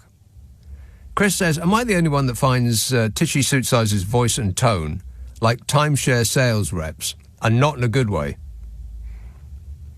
I have no idea what a timeshare sales rep sounds like, or neither can I imagine such a thing. So it's a no from me. Or rather, it's a yes from me. Yes, you are the only one. Kev says, Nick, asylum seekers and immigrants are to blame for the mess in your studio. What? Really? Well, like I say, get them in a boat and push them back out to sea. Let them drown. That boat's going down. And Lindsay texts, the EU travel thing is just not fair. I'm 59 and I want to be let out too. Surely my good behaviour should get me released, says Lindsay. Well, we'll think about it, Lindsay. We'll think about it. Belfast. Hello, Ian. Hello, Nick. Ian. Nick, why are you grumpy? Why am I grumpy? About the UK. About the what? The UK. The UK? Why am I grumpy about the UK? Well, I don't know. Have you seen it lately? Yes, yeah. But absolutely nothing works here. No, but you're going about poverty and stuff, and I mean, 20% less for middle earners, and yeah, they must struggle then. Maybe only 3 holidays a year instead of the usual 4. No, you're dreaming, Ian. Middle earners ain't got no money. No, well then, maybe they shouldn't. I mean, if you can, poverty is African countries, places like that, places where people starve to death every day, every minute. I mean, each day in England, many people starve to death. Well, we got getting on for 5 million people in food-insecure households, which mean they'll go to bed hungry. Whether they actually starve to death, I mean, that seems like a pretty low bar. Is really that the bar of success, that we don't have people starving to death? No, I'm not saying it's success, but I mean, for instance, if you were in Russia, China, Korea, if you had a radio show like this, you'd end up in a skip. I am in a skip, as I have described previously. There's the mess in here you wouldn't believe. The only thing that's missing is a fire. All right, yeah. No, but no, I mean, I have a cousin lives in London, and he pays big money for a small flat, and he won't, says it's not worth it, but he went starving to death, and he goes to his football, and he went to the opera the other night to see something. There you go again that's the level of success that we're shooting for now. Our citizens don't starve to death. Yeah, but what is success? Success would be workers in this country being as well off as their compatriots in, let's say, Germany or France or America. I mean, let's really shoot for the stars, shall we? America, we'd be as well off, as well paid as people in America, but we're trailing way down the list. Yeah, and that's a great country, and not everybody shoots each other. I mean, that's a great country. Well, you're calling me from Belfast? Yeah, but that's stopped. I think you better think that out again, Ian. 0345 6060 973. John says, Nick, you've lied to me. What? You said if I stopped watching Coronation Street and EastEnders, they'd stop making them. I haven't watched either of them for years, and only did because my then partners did. But they're still making them. You're not telling the truth. Are you a secret Tory? Says John. Well, you got me there, John. I apologise. Got that totally wrong. I definitely did think that if one person stopped watching them, that they'd stop making them. But I guess I'm an idiot.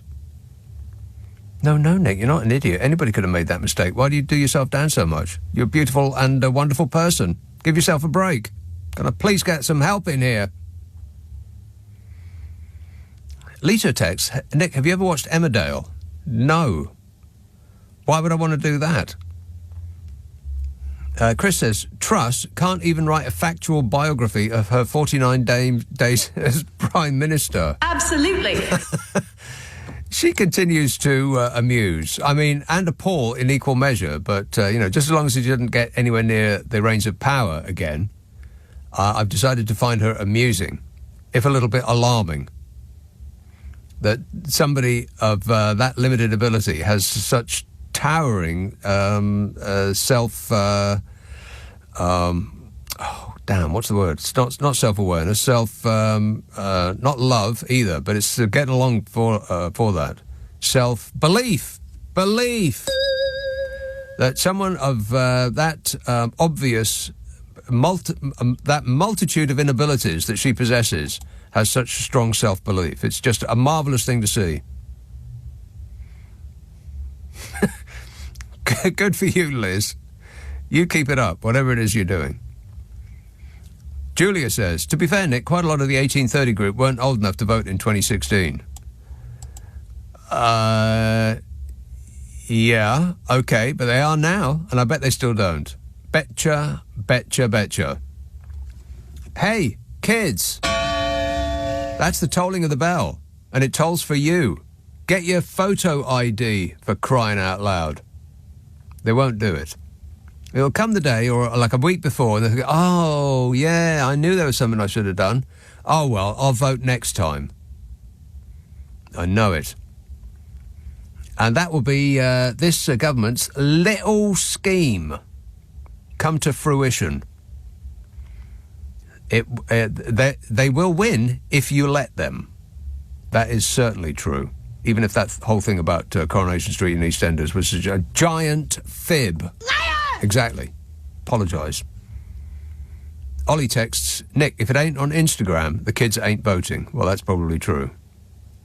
And this anonymous text says, in fairness, the Sugar Babes are great, Nick. And he spelt great wrong. He spelled it Great.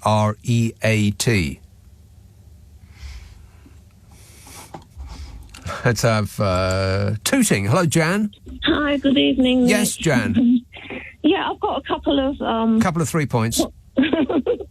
2 points, or maybe they'll grow. So one of them is recently you were taking up the cause of the what they call the plague of potholes and everything, and what a problem it was, and apparently that is it costing drivers for repairs to their cars billions of pounds. Yeah, millions each. of pounds. Yeah. So, but I came across this. There's a very interesting pilot scheme being done to help to get the work done, and they won't cost the councils any money, because what they're looking to do is, starting in October, they're looking to... They're going to grind up immigrants and use them to fill the potholes in the roads. No, this is really good. They want to have criminals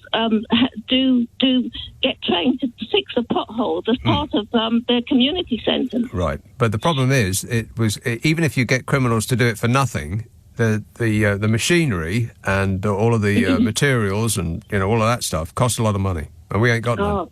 But they're starting something this October. So they're in the southwest region. They're saying these October. That's too late. Fix it now when the weather's nice and it won't be pouring down with rain or we'll be up to our eyeballs in snow. October, that's too late. They're looking to roll it out across the country, but they're starting it in the southwest, which is the region, isn't it? Is it? So, and it's going to be overseen by the probation. So they got to train these. It'll never happen. Never happen. It'll never happen. What else you got? Oh no, it has. It is. It's going to start. They're starting. Gunner. Secretary. Yeah. Hold on. There's a woman, Alison Hernandez, a police and crime commissioner for Devon and Cornwall, came up with the idea. Right. And she started, and it's taken off. There's another 5, and what do you call these police and crime commissioners, 5 of them have got together to get this overseen and be overseen by the probation services. Oh, and okay. Oh, right. That's not going to happen. What else you got? You think it's not going to happen? Oh, no. Okay. Oh, well, we'll see. Well, that sounds like you're threatening me now. No, Devon and Cornwall is the place which has the biggest road network. Yeah, no doubt. Oh, sure. Yeah. Okay, well, we'll see. Yeah, maybe it won't work out. But I seriously doubt it. It sounded an interesting idea. So, all right, the second thing is something quite different, which I thought I'd give you warn you not to pick any bluebells. A warning? Warning! Yeah. If you find any bluebells in your garden, the bluebell wildflowers in your garden, don't pick them. I don't know if you could do Why your not? own, but because apparently I didn't know that, because I found one in my garden recently and it seems to have disappeared. But apparently they're protected. They're endangered. They're an endangered plant species. Apparently endangered? They're everywhere. No, but they come under the 1981 Wildlife and Countryside Act. Oh well, look, if you not pick interested any in of that. these in certain places, you can face arrest, get imprisoned for up to 6 months, and have a fine of up to 5,000. No, this is true. For picking a flower, do me a favour. Bluebell. I mean, if you pick it in Kew Gardens, they might arrest you. But in the countryside, I seriously doubt it. No, but what they say, don't do it in public parks, community gardens. Well, obviously not in public natural parks. Yeah. Nature reserves. Right. Apparently, they are. And don't throw bread for the ducks either. They can't digest it. Nick, half the world's bluebells are in the UK. Half the world's bluebells are in the UK. Because they come over here, make things pretty. No, I mean, the UK accounts for half of the world's bluebell population. I did not know that. This is an educational show, no? I didn't know. No. And they've got a really lovely folklore thing attached to them. I'm learning, but the one that I found in my garden has disappeared. Right, who's taken it? I don't know what happened to it. Whether some a bluebell thief came by in the night, saw your marvellous specimen, and had to add it to their collection. No doubt. Apparently, they can take 5 to 7 years to start to grow from seed to bloom. Well, that's just way too long. Those bluebells should buck themselves up a bit, otherwise Rishi Sunak's going to take away their benefits. That's just idle, that is. Thanks a lot, Jan. Cheers, my dear. 0345 6060 973. Friday, Saturday, Sunday night at 10. Nick Abbott, LBC. Leading Britain's conversation. Nick Abbott. Alexa, send a comment to LBC. Right, so what are we doing? Given we're doing a radio show, I think you've asked me that already. Richie texts, Dark Side of the Moon, overrated. Give me the Rubettes any day, says Richie. Yes, who can forget those stunning lyrics? Ah, ah. Clifford says, have you seen all the protests in Tenerife? Yeah, I was discussing it at length on this super show. It's because the workers here are on such a poor salary, says Clifford. Presumably he's texting from there. He says they are sleeping in their cars, they can't afford an appointment, the rent's too high, and the Brits are coming here on holiday, and they're spending a lot of money in all the bars and the restaurants. I got a business here, it's okay for me. I think a lot of people are panicking here in Tenerife. I'm not quite sure what point you're making there, Clifford. I mean, yes, Brits come there and they spend a lot of money, but they spend a lot of money with giant international hotel chains. And the money does not stay in Tenerife. It just disappears. That's the problem. That's what they're complaining about. Apart from the part about not being able to afford a place to live anymore, because people that have homes are renting them out on Airbnb and such like. It's the exact same problem that people are talking about in Devon and Cornwall and Wales and, here, there and everywhere, baby. So, yeah, I mean, this is going to get more and more of a problem as more and more people are born, because people continue to have interpersonal relations with each other. Disgusting. Which produces bye-byes. And babies make adults, and adults want to go on holiday. And there's just too few places with too many people. And so it started already. They're going to have to start to charging us more, to the point that only people who've got a lot of money will be able to go on holiday. Because if they charge you £10, I think, doesn't Venice charge £10 a day, or €10 a day, something like that, as a tourist tax? Well, that ain't going to stop people going to Venice, is it? £10, that's nothing. That'd probably be the cost of a beer. They're going to have to start really racking up the charges, which means that, with very few exceptions, that there won't be anywhere to go anymore. So we'll be stuck here in Bognor. Boring. Or somewhere like that. Being lashed with rain. Unless you've got a lot of money, honey. In which case, cash is accepted everywhere. Salomon says, Sunak won't agree to the student exchange proposition because he's afraid that all young people will go to Europe to study and won't come back. And there will be totally nobody to work in this country, and he's right. I bet that has not actually occurred to him. That's not the reason why he rebuffed the European Union's perfectly decent offer. It's because he didn't think that the old people who vote Conservative would like him saying yes to anything under the headline Europe. That's why he just dismissed it out of hand in order to potentially save some seats after the next election. But we do have a big problem in this country, and in much of the rest of the West, is we ain't making enough babies. And we don't have enough young people. And that is a problem that's going to get worse and worse and worse, and it's going to become quite acute, because we're going to have, with the advancement in, medical technology, there's going to be so many old people just barely clinging on to life.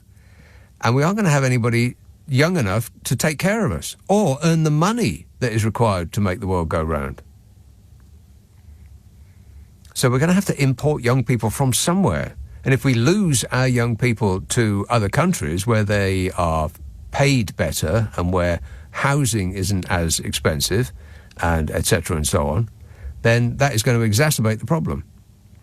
But I bet that's not what went through Titchy Suitsize's mind. He just heard the word Europe and said no, because that's what he thinks his fans, the dwindling number of them, want him to say.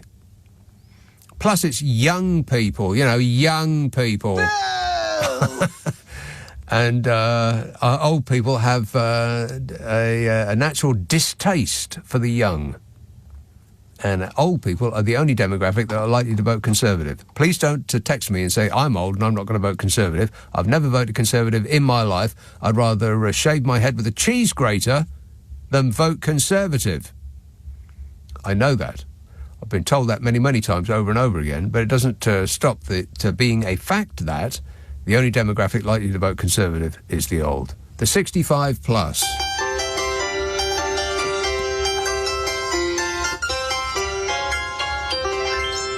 Those people. The Wirral, Paula. Hello. Paula. Hello, Nick. Yes, Paula. I've not spoken to you before. What are we talking about? Are we talking about potholes or bluebells, or are we talking about Rishi Sunak and his sicking of Britain? Well, it very much depends on what you want to talk about. Any of the above.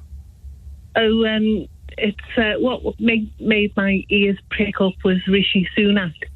And, he's just a shiver looking for a spine to run up with this idea. A shiver looking for a spine to run up? Yep. Yeah. Okay. Yeah. He just wants to appease the right wing of the party, doesn't he, by picking on the sick, the unwell, the old people with mental health problems. Well, it's always worked in the past. Why not now? Down. Typical Tories, kick a dog when it's down. Yes. Well, that's what's made them the most successful political party in this country since the Second World War. They've been in power about 2/3 of the time since the Second World War, offering that exact manifesto, kicking those below you on the ladder. That's their thing. Yeah, that's right. The survival of the strongest and the fittest, you know. The survival of those who have already made it at birth. Yeah. Those people. Well, I stood for the council here in West Kirby and Thurston, very affluent area where I live.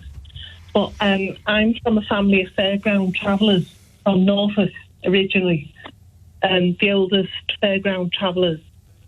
Can I ask you a question? Can I ask you a question about this? Yeah.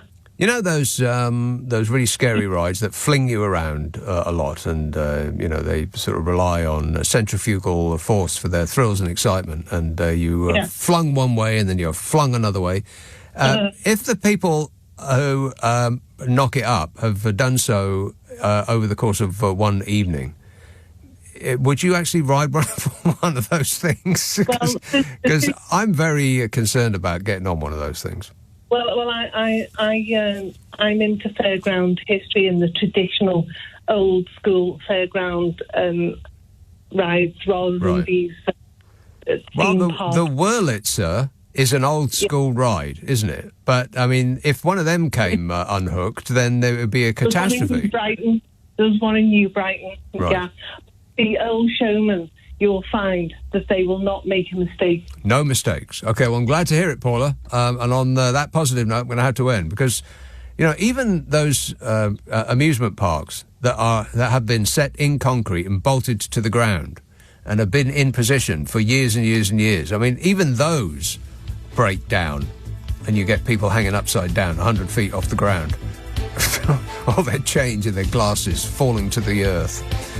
So, if they can screw it up, then I would be naturally concerned at getting on a ride provided by a travelling fair. But I am glad to hear, Paula, that they never make a mistake.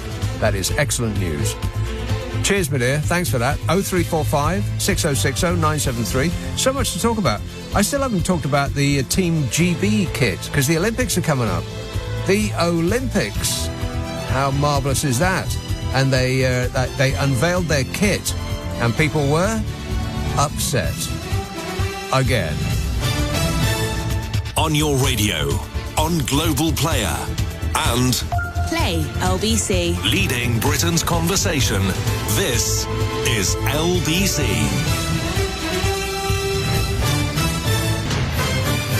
This is LBC from Global. Leading Britain's conversation with Nick Abbot. Anybody care what this guy thinks?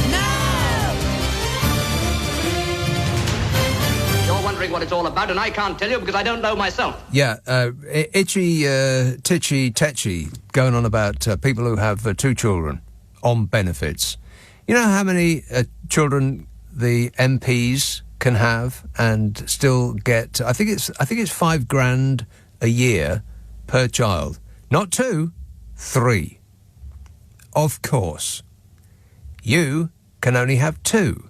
They can have 3. Those people that are on more benefits than you could possibly imagine. £250,000 in expenses. What a way to run a country, eh? Dreadful. Krista texts, obviously Meghan Markle is to blame for the state of your studio. Thanks a lot, Meghan Markle. You see what you've done? No! Luke says, I was worried about my financial situation, but I've just realised I'm not starving to death. Thanks very much. There you are. You see, Luke? Perspective. Too much bleeping perspective. And Salomon says, Sunak won't agree to the student exchange proposition because he's afraid that all young people will go to Europe, to study and won't come back. I think I've read that one. I'm getting déjà vu. If only the French had a phrase for déjà vu, then they'd really be getting somewhere. East Yorkshire, hello, Mike. Hi, Nick. Yeah, couple of 3 bits on this one. I don't know whether it ever came up on your show. Did you notice a famous MP got some campaign posters printed, which he held up proudly before the TV family? Yes. Yeah. Talking about Lee Anderson. Yeah, and I thought the typesetter must have a sense of humour because the misprint, it said Lee and Sin. Anderson, yeah. That wasn't a misprint. No, not a lot. But but the Tories, have you noticed that one of the proposals that was kite flown or leaked or whatever, it's a trap for the Labour Party and a bribe for the election. They're wanting to drop stamp duty. Yes. Well, when I heard it, it was to increase it to like below 300,000. You pay nothing, something like that. Take it up to 300,000, which costs billions. Yeah. But again, it's just a bribe. But if they do that, it's a trap for the Labour Party because the Labour Party will need to raise funds, and then they come in. Right. We'll have to put it back to where it was, and immediately they'll get slaughtered for it. Yeah. Or they'll have less money in the treasury. Everything that this regime is going to do from this moment on is to salt the earth for the incoming Labour government. That is their plan from now on, assuming that they do actually have a plan. We have a plan. He has a plan, and that is the plan, and the plan is working. We must stick to the plan, otherwise we'll go back to square one with the Labour Party. Straight away, please. Then another bit of news came out this week in polling as well. In 2019, you know you keep saying old people vote Tory. In 2019, the tipping point between Labour and Tory was age 40. Above 40, people tended to vote Conservative. Right. Below 40, Labour. Yeah. They did some polling this week, and the new figure is 70. Wow. 70? Yeah, and the thought is that between 40 and 70 is where the Deformed Party have got their new recruits from. so there's only the genuine wrinklers are sticking with the Conservatives. Amazing. But what I thought that is, I mean, that's just, we're going out of existence, John. Yeah, exactly right. Yeah, I mean, you have to keep that in mind then, because absolutely everything that they do from now on will be to try to edge under the 70-year-old bracket, but not by too much. Let's not start scaring people. So they'll be aiming squarely at the 60 pluses in order to save some of their seats. I think they're probably resigned to losing the next election, but not necessarily all of the people, all of the Tory MPs losing their jobs. Some will cling on to them in order to, keep doing their best. Keep doing their best by their constituents. I'm kidding, of course. Just thinking about that, which job is it that you can get full pay and go on sick for 5 years? Yeah, there no such job exists. They don't get sick pay, they get full pay all the time, forever, regardless of what they're doing. They don't actually have to show up. That's true. Yeah. They can get elected, and then that could be the last time we ever see them, and they'll still get paid. Yeah, I mean, if normal people, if they're sick or whatever, after 12 months they're going to stop your money. Yeah. But if you're on the pay, you can get full pay for 5 years. Yeah. No problem. No problem at all. Yeah. And a subsidised meal every day, 3 times a day of your choosing. Yeah. And booze. Yeah. Yeah, don't forget the booze. Booze. Yeah, breakfast, lunch and dinner. Yeah. All right, thanks a lot, Mike. 0345 6060 973. John says, I can visualise my interview now for the sick note advisor job. Interviewer, so what was your previous employment? Me, I was in the army. Interviewer, excellent. So what was your role? Me, I was a sniper. Interviewer, so what experience do you feel you can bring to the role of advisor? Me, well, I can kill people. Interviewer, fantastic. When can you start? A bit drawn out, a listener with material. Oh, no. But I'll let that one go.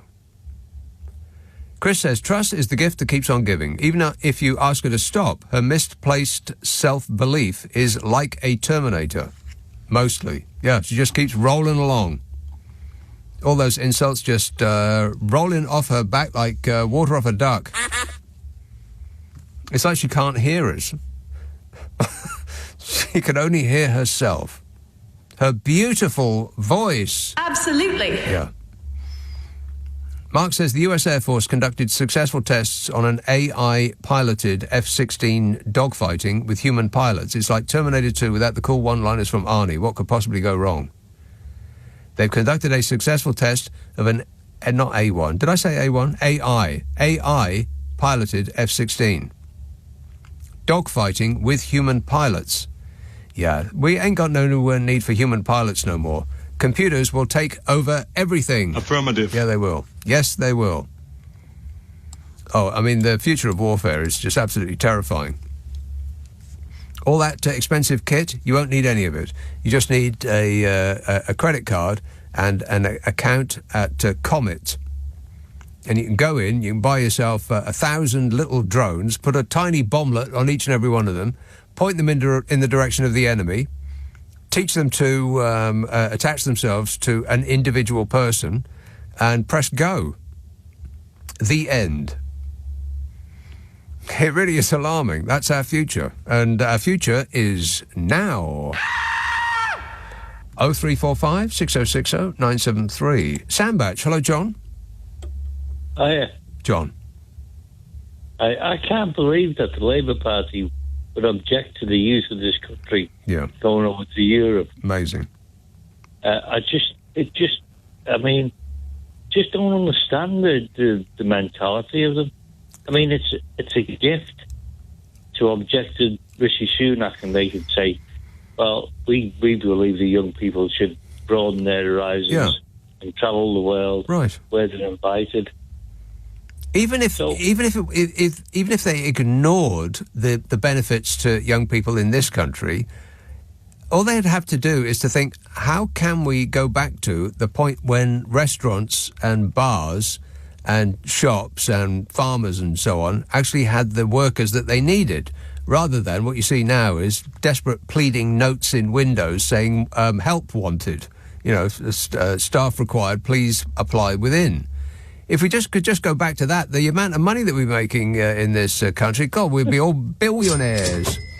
But they won't even do that because it's Europe, and it's like they're kryptonite. Yeah, I mean, it's like I just don't understand it. I mean, not everybody in this country doesn't want to be in Europe. I mean, most of the country voted to sort of remain. Well, most of the country, most of the country either didn't vote or voted to stay in. And since that vote, every single poll that has ever been conducted by anybody that has conducted a poll suggests that the majority of the people want to be in Europe. But that doesn't really have anything to do with it. And neither does it really have anything to do with the Labour Party's refusal on that or any other issue concerning Europe. The Labour Party don't want to say anything because they don't want to jinx their lead. At this point, so close to the next election, assuming we're allowed to have another election and it's not cancelled for our safety, they don't want to throw away the biggest lead in history. So and they've got that lead by not saying anything. So why screw it up now by saying something that would give ammunition to the right-wing press? So see no evil, speak no evil. Right, exactly. And so I wouldn't pay much attention to what the Labour Party does or does not say between now and the election. We'll find out what they're about afterwards. But let's just get to that point without insisting that they take some stance on an issue that might screw up their lead. Let's hope for the best, eh? Yeah, fingers crossed. What could possibly go wrong, John? Well, I emigrated to Australia in '76 on the basis that I was a carpenter. I really wasn't, but the Aussies accepted me, and I was basically an immigrant in Australia. I was in a hostel with North Vietnamese refugees because the Vietnam War had just ended, South American refugees, all kinds of people in the hostel for 3 months in Melbourne. And didn't make any difference. They were all people to me and my wife. They were just the same as us, just spoke differently. Yeah. Yeah, with that really annoying accent of theirs. Yeah. Well, I was a Scouser, so who had the annoying accent? Yeah, you must have had translators between the two of you. So you claimed that you were a carpenter. Yeah, I mean, you weren't. No, I got it on the basis that I've been doing what do you call it? I got into the trade late, and the employer wrote me a letter to give to the Australian government, whatever you say, saying that I was a carpenter, but I hadn't really done the full course. You had skills. Well, I tell you what, in your spare time, can you knock us up a commode? Thanks, John. Straight away, if not sooner. Quick as you like. Cheers, mate. 0345 6060 973. Friday, Saturday, Sunday night at 10, Nick Abbot, LBC. By the way, I should remind you that we do a podcast of this show. The Friday and the Saturday night shows get stuck up the internet as podcasts. Now, this is different from the Listen Again facility, where you can listen to all the shows that we do, but they only stay up there for about a week. But the podcast version, it stays up forever. And the idea is that we take the news and most of the ads out. Mostly. Which means it takes less time to listen to. Which means you'll use less electricity. And with the money you save, you'll be able to employ that guy to make you a fauteuil.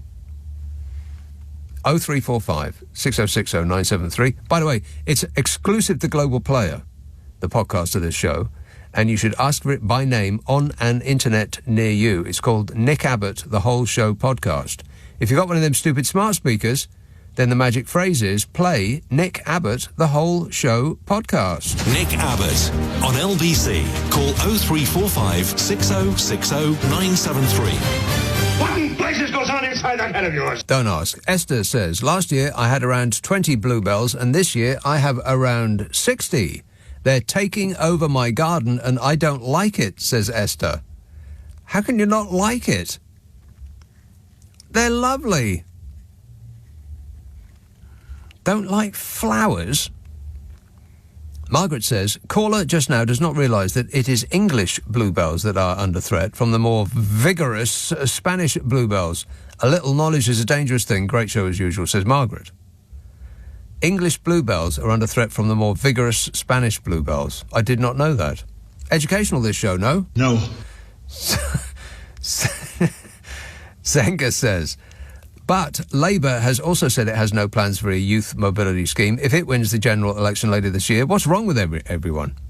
Why would Labour not support this scheme, says Zenga? Well, I think I've dealt with that at great length. I don't think they want to say anything that might impact their current poll lead, which, by the way, is vast.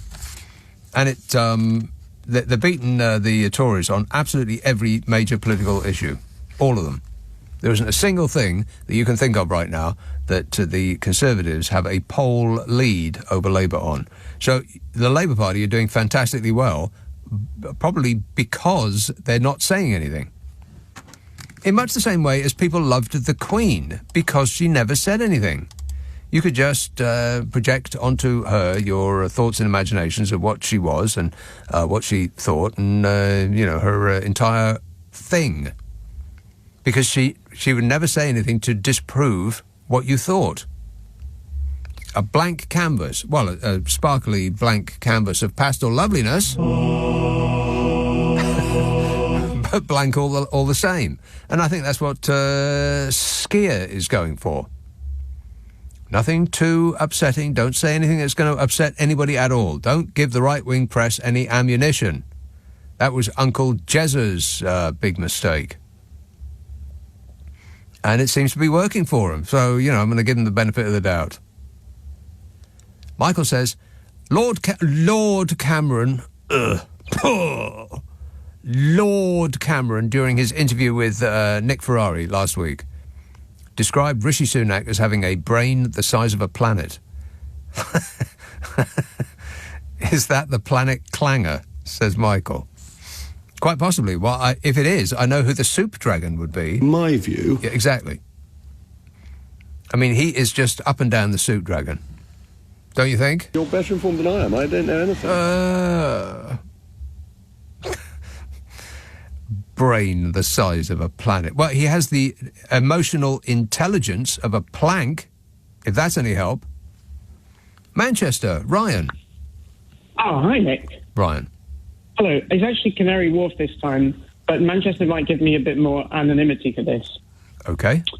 Anyway, I should, before I kind of disagree with you, I should say I'd rather shave my head with a cheese grater than vote Conservative. Right. But you were talking before, well, do you want to hear about the film, my complaint about Mad Max, or Taylor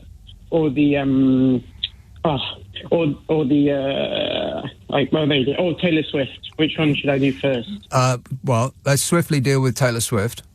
Yeah, okay. So, I was listening to Taylor Swift on the Elizabeth line earlier, because your show wouldn't load, so I had to pick something else.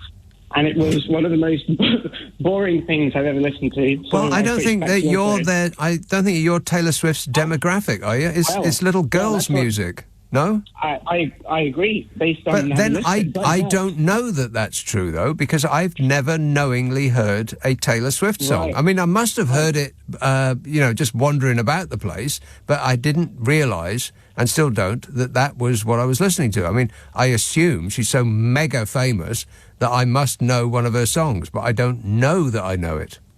Well, this is the thing. So it turns out it's not just 12-year-old girls. Imagine that you work in some big company where all the executives hold or all the sort of high-up senior people hold a meeting with like a town hall kind of meeting with all the people, the 300 people who work for them. Yeah. And they put some slides up, mm-hmm. and they show you everybody's top, all the seniors' top Spotify listens over the last year. Wow. Why would they do that?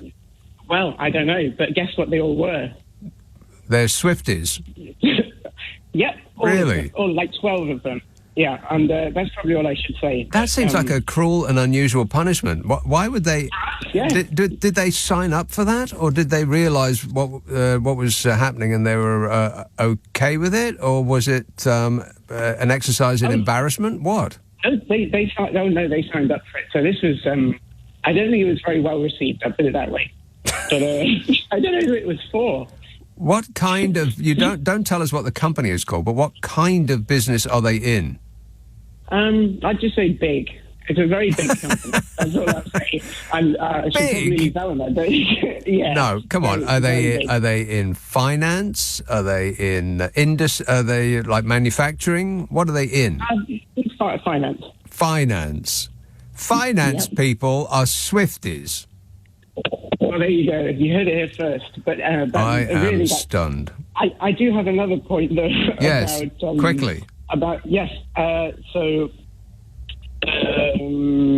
your comment about Mad Max Fury Road. The reason that I always find this funny, and I've never called you about it, but the reason you really like it is the reason I just hate it, because it doesn't have a story. No. Like I think a better story would be where two people drink lighter fluid, go on an expensive holiday to a cottage haunted by Richard Griffiths, and meet a guy with pheasants in his face.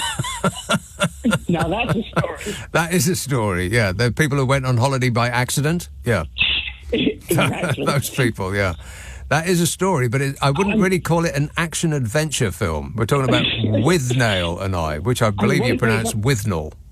Yes, apparently, according to my housemate, yeah. And I watched it a few months ago, and I think it was on the same week I listened to your podcast where you were talking about it with Carol, and I was quite surprised that I listened to it on the same week. But anyway, that's only interesting for me. Exactly, yeah, that is only interesting for you. Yeah, you got that right. Yeah. Thank you, Nick. Okay, thank you. Appreciate it. Cheers, Ryan. 0345 6060 973. Yeah, that's the reason that... it's not the reason why I like that Mad Max Fury Road film, because the action scenes are just epic. I mean, they really are astonishing. But it doesn't have a story at all. It's just chaos from start to finish, which I find delightful. But it does mean that it sits at number 2 in my favourite action film of all time, behind Terminator. Affirmative. Or Terminator 2, rather, because that does have a story. It's got a concept, baby. Groovy. Yeah. Chris says, Rishi keeps telling us he has a plan. Is this plan subject to national security? Is that why he doesn't say what it is, but just says that he has one? I mean, I can keep saying I'm a billionaire non-dom. That doesn't make me one. We have a plan, or you just go back to square one. That's why it's so important we stick to this plan. Stick to the plan. Otherwise, go back to square one with the Labour Party. Anybody want that? Yes. Of course you don't. Manchester, Raj. An ecstasy of fumbling. Yes, Raj. Hi, Nick. Okay? Yes, good, thanks. Yeah, good. A couple of things. First one, is there anything significantly different between liking, say, Taylor Swift or liking Beyonce? Like, you absolutely love her. No. I don't love her. I love this new album. No, not her music. This particular album. Because I tried the album before, which is called... Can't remember. And I thought, this is actually not very interesting. It's the difference in genre. Hate that word. It's the difference in genre that's pulled interesting out of her, in my opinion. Okay. Is genre a French word? No, I wouldn't think so, no. Oh. Okay. Now, the other thing is, I've got one. We were talking the other day about, these people are going to be assessing these people for disability allowance and PIPs or whatever. Mm-hmm. And I think what they need to be doing is saying, right, okay, so the interviewer says, who do you idolise the most, let's say, or who do you admire the most, dead or alive? And I'll say something like, Mother Teresa. So they say, no, you're out, you're in the job. And they say, right, who do you admire the most? They'll say something like, Stalin. Right. Yeah? Oh, you've got the job. Mm-hmm, yeah. Says, Thumbs up for Stalin, you, yeah. And then somebody says, who do you admire the most? And it says, Hitler. Oh, right. Oh, okay, when can you start? Yeah. Oh, you're team leader. And somebody comes in and says, Swallow Braverman. Well, obviously you're going to be MD of that department, yeah, right? Exactly right, yeah. You'll be running it, yeah. Exactly. You start first thing on Monday morning, yeah. I have one more thing to say, but I forgot what it was now. Oh, great. Well, I'm glad you called. There was something quite interesting, it was. Oh, I seriously doubt that. If it comes to me, I'll ring you back. Yeah, okay, I'll look forward to it. Thanks a lot, Raj. You have to make notes. You have to make notes. Make a list. Carol McGiffin makes lists. Oh, right, yeah. She's mad with her lists. I'll remind you very, very briefly that me and Carol McGiffin, we do a podcast. There's over 120 episodes up there, and it is a laugh. I think if you give it a go, you will be amused. It's called What's Your Problem with Nick and Carol? And it's technically it's a dilemma-solving podcast. Now, we do like dilemmas, and every now and again, we do give some excellent advice, if I do say so myself. But we need to know what your dilemma is before we can solve it. Obvs. So, the email address is nickandcarol@global.com. NICKANDCAROL @global.com, and prepare to be totally satisfied. Yeah. And the name of the podcast, What's Your Problem with Nick and Carol? Now, it's, blimey, look at the time. It's 12:30 on LBC. The news headlines with Tim Daly. The Commissioner of the Metropolitan Police says he's personally reiterating an apology following calls for him to resign or be sacked. They've been coming from the campaign against anti-Semitism. Israel is claiming several of its soldiers have been wounded after being fired on during an operation in the West Bank. The Palestinian authorities are claiming it resulted in at least 14 Palestinian deaths. And the Prime Minister's confirmed the Conservatives will keep the two-child benefit cap if they win the next general election.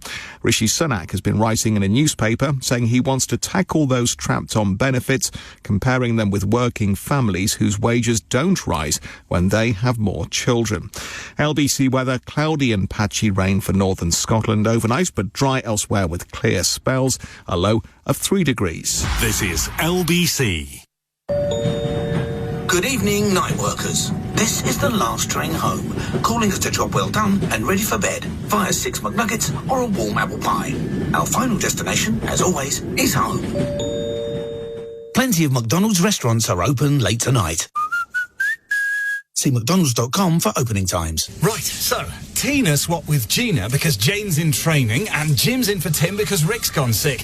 Pat and Neve are on mat leave, and Dexter's doing extra because Stu's got time in lieu. Oh. Sounds like you need whosoff.com, the online staff leave planner. Get set up for the new year and save hours in coordinating leave. There's even a handy Who's Off app. I might even get a day off myself. Sign up for a free trial today at whosoff.com. At Lidl, we're always big on quality and little on price. With super-powered savings on all your weekly staples, fresh deals on your $5 and big brands that don't break the bank. You could save over £35 by switching from Sainsbury's to Lidl with this week's big shop at lidl.co.uk/save. Prices check 15th of April 24. Sainsbury's also sell other products. See online for more details. Here we go again. Running a small business, I should be used to early mornings. Gotta stay ahead of the competition. After all, the early bird catches the sun loungers by the pool. With an American Express business card, spend securely and earn points on business transactions to put towards your dream holiday. Right by the bar as well. The card is for business. The points are for pleasure. Search Amex Business Card. Terms and annual fees apply. 18 plus, subject to status. Nick Abbott on LBC. Call 0345 6060 973. I just want to tell you all how happy I am to be back in the studio, making a picture again. It's a radio show, dear. You know, Rishi Sunak, he ain't half got some nerve. He's talking about people getting stuck on benefits and having bye-byes. Yeah, you people stop having interpersonal relations with each other. Disgusting. You're clogging up the place with your babies. And they've said he didn't want people to get stuck on benefits, so he's going to take away the money if you have too many babies. He's policing your bedroom now. And so you will be forbidden to receive any further money, regardless of your circumstance, if you have more than 2 babies. And the last year I could find for the information was a couple of years ago. And MPs do not get money for a baby. They get money for 3 babies. MPs get £5,435 as of a couple of years ago to feed each of their own children up to the age of 18. 3 of them. They can claim about £5,500 per child under 18 up to the number of 3. Which, by the way, is considerably more than somebody on universal credit would get.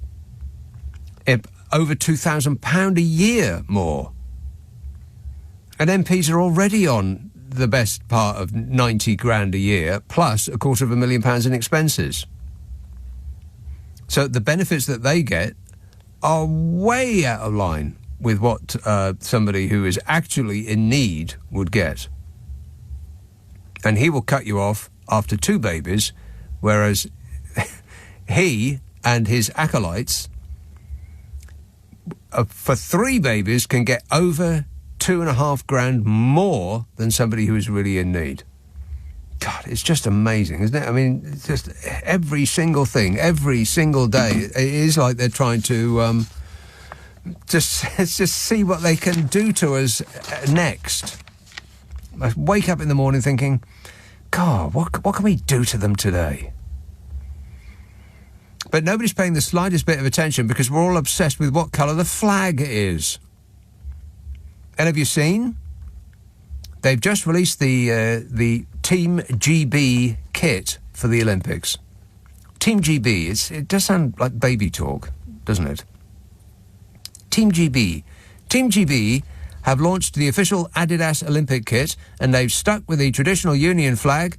This is because Nike sparked outrage with its inclusive flag of many colours. No! So the newly revealed Adidas team kit has gone for a much safer option than Nike, sticking with iconic red, white and blue. Hoorah!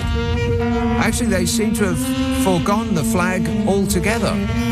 It's just a plain blue background on first sight with the words Great Britain written across it in pink. What? Looks like pink to me. And the Fury mongers, you know, the Fury as company plays with His Majesty's flag, all of that nonsense that we heard about for what seems like eons, the purple-faced oafs bellowing about interfering with the Union flag. That lot. Despite it having been messed with on multiple occasions for multiple sports events, including, by the way, the last Olympic Games. No comment whatsoever. Can you remember a big fuss about that? But, you know, that was 5 years ago, and things have got much weirder in this country since then. So weird, in fact, that when Nike changed the flag for the Euro football tournament, there was a Furygasm that you could see from space. And now that Adidas have left the flag alone, the headline in the Mail was, Adidas Team GB Olympic kit is blasted for being basic and unimaginative. It's a letdown. Adidas have been slammed for a basic and unimaginative Team GB kit. Is this real life, or am I hallucinating? They hate it when someone does something imaginative, and they hate it when someone doesn't do anything imaginative. Is there anything that will please these people? No. I mean, I assume that Adidas saw the unhinged reaction to the Nike design for the Euros and thought, well, these people are crazy. Let's not give them anything to complain about because they'll just start boycotting the company and writing berserk things online about us, and frankly, we'd prefer not to get caught up in the Brits' purple nightmare festival of fury. But it didn't work, because people here are still angry, but this time because the kit isn't playful enough. Oh, fabulous. And there were pictures of the team kits, and I couldn't see a flag on any of them. Until they turned sideways. And you look really hard, and apparently they feature a flag so small, you need to really be looking at it. It's on the sleeve. They aren't even showing it proudly on their chests. And it's making people so angry. People are calling it boring. And the definition of unadventurous. When they'd spent the last month screaming at their computers that the Euros England kit was too adventurous. By which, by the way, they meant gay. Yes, they did. Earlier this month, Team GB suffered a massive backlash for their sale of Olympic merchandise to fans, which were called Union Jacks, but were pink and purple with dots and squiggly lines. But actually they didn't. They didn't suffer a massive backlash or anything of the sort, because all of the oxygen in the room at the time was being consumed to yell at the England Euros kit. And there's an advertising company called Thisaway, not Thataway, Thisaway, who came up with the concept, and they said they wanted to find a way of refreshing Team GB's colour palette, because it was far from unique, prompting a backlash from politicians and the public. Well, you know, the Tory politicians piled in because that's all they have left to encourage the public to vote for them. Nonsense, culture wars, guff. And as for the public, well, the mouth-breathing community piled in because they'd read something on their favourite news outlet that told them to be angry about it. I bet if their favourite news outlets threw a ball, they'd run and fetch it. Talk about trained. The army aren't able to train their recruits that well. All they've got to do is write a story with the headline, Fury as, and their readers are already writing tweets showing their disapproval without reading the rest of the blooming headline. Never mind about the story. Being angry seems to be an end to itself. Anger's a drug. And we've morphed into a nation of drug addicts. And the people who write the papers clearly don't even read their own papers. Because the reaction to the pared-down, ultra-simple, no playing with the flag Olympic kit for Team GB was, fortunately, the Team GB kit for Paris 2024 are on a white base and has the standard Union flag on the arm. That's the quote. The design described as grounded in simplicity and builds around the classic British red, white and blue. And on the same day, in the same paper, they said the very same design was slammed for being basic and unimaginative.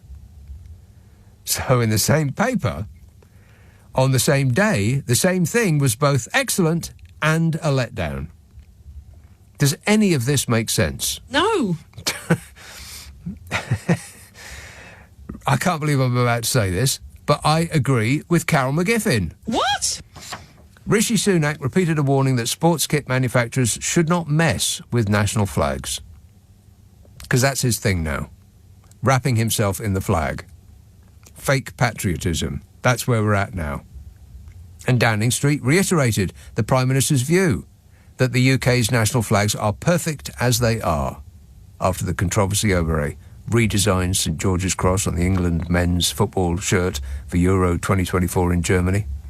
He was very clear about that. By the way, he's the leader of the party that took our flag and turned it all blue for their own logo. All blue, of different shades. And they turned it into a tree. But he failed to mention that because it doesn't fit in with his plan, which is to try and win the next election on this sort of silly nonsense because he has absolutely nothing else to recommend his party to the public. What a way to run a country, eh? Dreadful. 0345 6060 973 LBC. This is LBC with Nick Abbott. Call 0345 6060 973. Tweet at LBC. Text 84850. Come on, we're running late. Luke texts, Tories should be limited to 0 children. I think you might have gone a little bit far there, Luke. Luke's just trying to help. Ian says, the police use a Union Jack in black and silver on their vests. The military use a flag of different green hues. What, Huey Green? Are they not messing with the flag, says Ian? Well, I think the military use a flag of green hues because it's on a, what do you call it? What's that stuff where you can't see people? Camouflage. Yeah, it's a camouflage.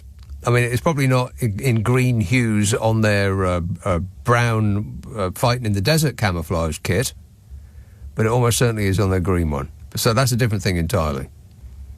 As for the police, yeah, that's right. Yes, they do.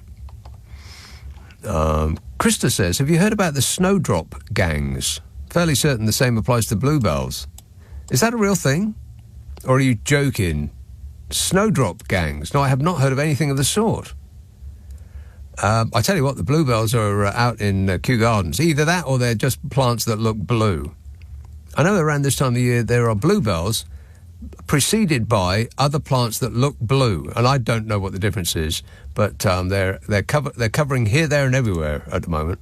I posted some pictures on Instagram. I keep forgetting that I am on Instagram. Carol McGiffin reminds me every now and again. Oh, right, yeah. And I put some pictures of my recent trip to Kew Gardens. What a fabulous place! So I am on Instagram. I can't remember what I'm called on Instagram. But anyway, it's me. Looks for some pictures of flowers, and it'll be me. Keith texts, first, Liz Truss is the living embodiment of a black hole, and its sole purpose is to suck the life out of the universe.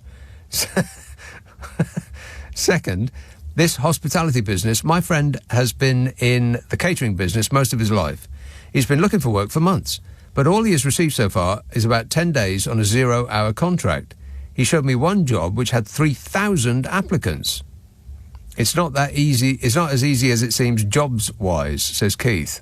Well, I find that hard to believe, Keith. I don't know what your friend is looking for jobs-wise, but I pass restaurants, no end of restaurants and bars and pubs with help wanted signs in the window. I mean, I'm sitting just around the corner from a few of them at this minute. Louise says, do you realise what you just said? When? UK businesses need workers, bars, farms, factories, etc., and the best, only way to fill them is with young people from other countries, and Sunak is mad not to realise this. That's what I said. That's her praising what I said.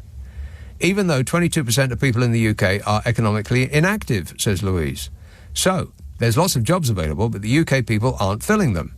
I do absolutely think they should have agreed to offer for different reasons, but I just can't believe you can't see the irony in what you're saying.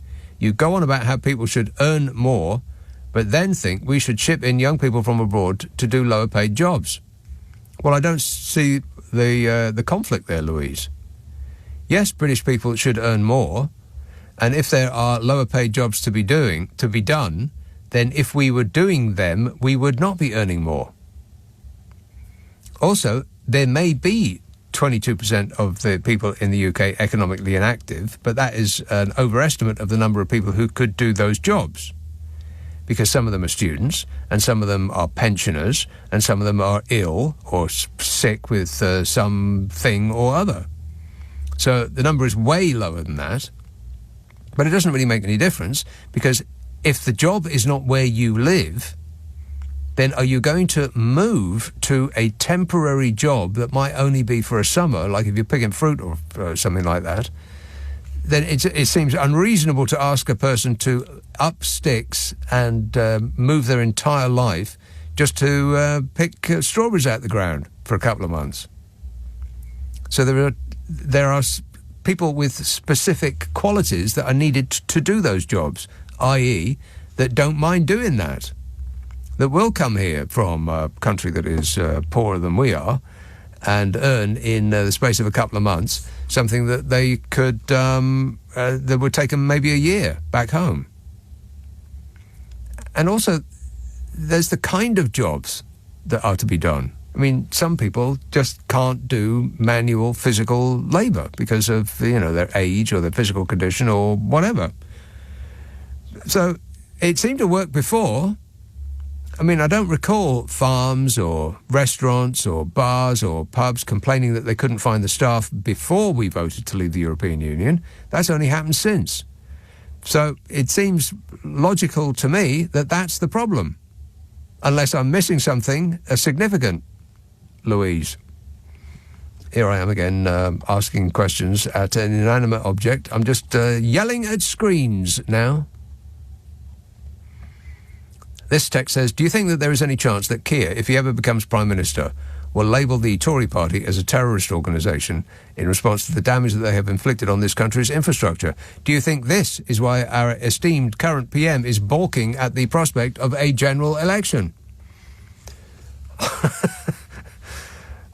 Well, no. And no in that order. But only in that order. How many more of these have we got? They keep coming in. They keep coming and coming. How do these people get my number?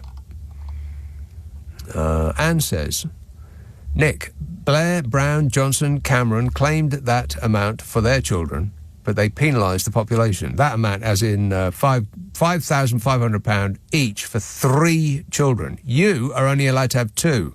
They can have 3. It's just extraordinary, really, isn't it? I mean, it is gaslighting on steroids. Nick, Blair, Brown, Johnson, Cameron claimed that amount for their children, but they penalised the population. Has the UK now has an experiment 2-children policy like Chinese 1-child policy, and we see throughout many elderly citizens. And Speaker Inglés, is there not a shortage in the birth rate that's causing the closure of the schools? No, I wasn't aware that schools were closing because there aren't enough children. Quite the reverse. What government is running this country and introducing ridiculous policies on a daily basis whilst robbing the country? I lost the plot, says Anne. Well, I agree with that last sentence. You most certainly have. Either you have or I have. I lost it somewhere during the course of that text.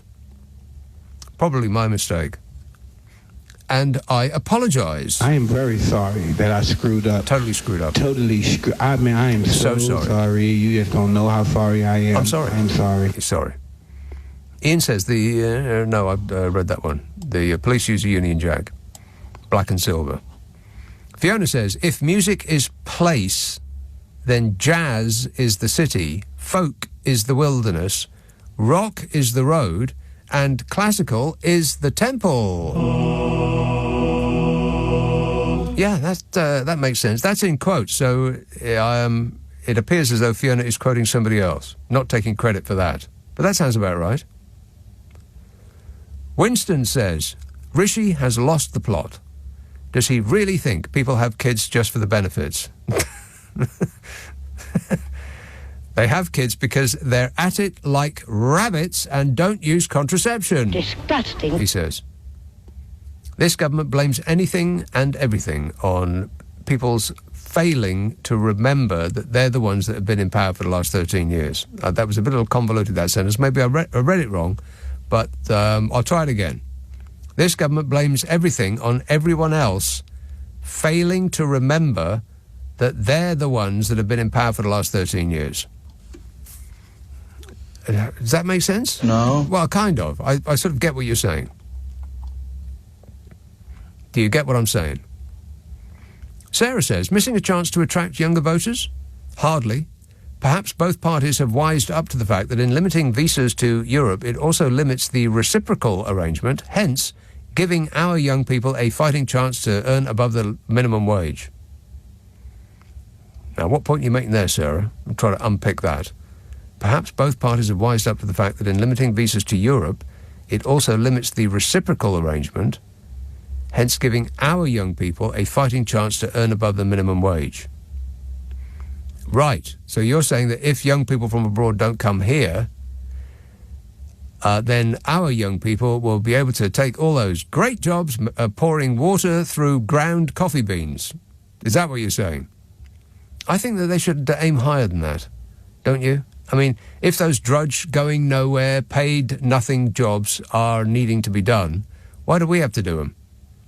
If there are people who would jump at the chance to do them. But there's a certain type of person in this country that just sort of delights in the misery of others. And almost as though, well, I had to do it when I was a kid, so why can't you do it too? Sort of thing. Even though they probably didn't work as baristas or delivering pizzas on mopeds or, whatever drudge going nowhere job needs to be done. I would rather the youth of this country did better things, jobs that are actually worthwhile doing for better money, rather than get stuck on a going nowhere job and losing their youth, working all the hours of the week just trying to earn enough money to pay the rent. I want something better, but some people just don't. Melanie says, I think children should be limited all the way through the classes.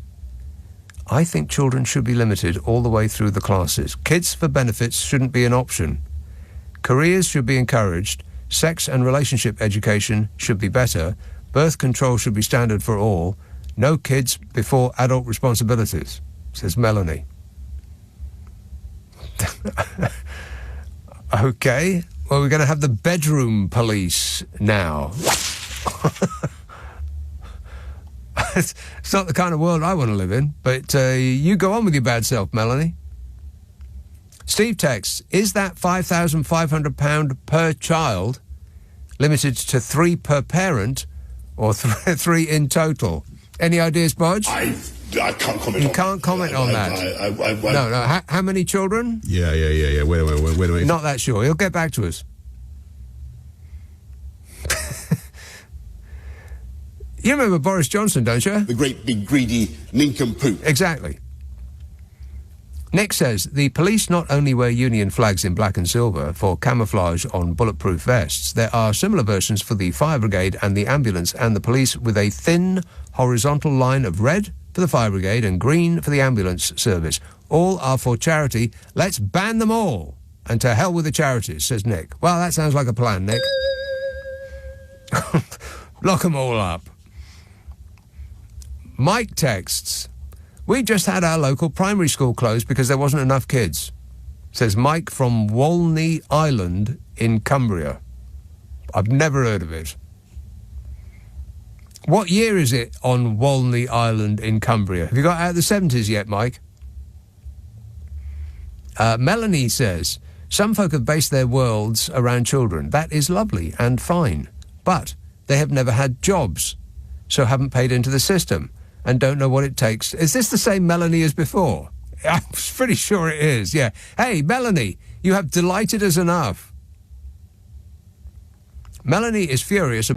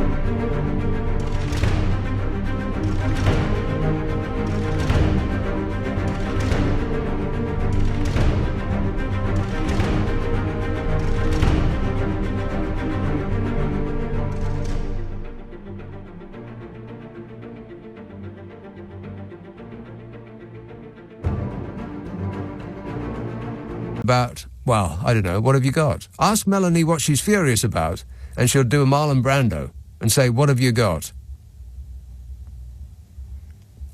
Clive says, I don't think our youth care about politics. Actually, do any of us now? Yes, everything is about politics, Clive. And finally, I can't believe I got through all of these texts. That never happens. Oh, there's another one. Okay, finally, part one. Andrew says, shocking what the UK government did to our glorious Union flag for their promotional campaign in 145 countries around the world. Yes. And finally, Louise says, oh, so we should only exploit young people from other countries to do these jobs then? I see. Our kids are too good for those jobs. It's so hypocritical, says Louise. Who doesn't want the best for our kids? Some people, eh? Some people you just can't reach.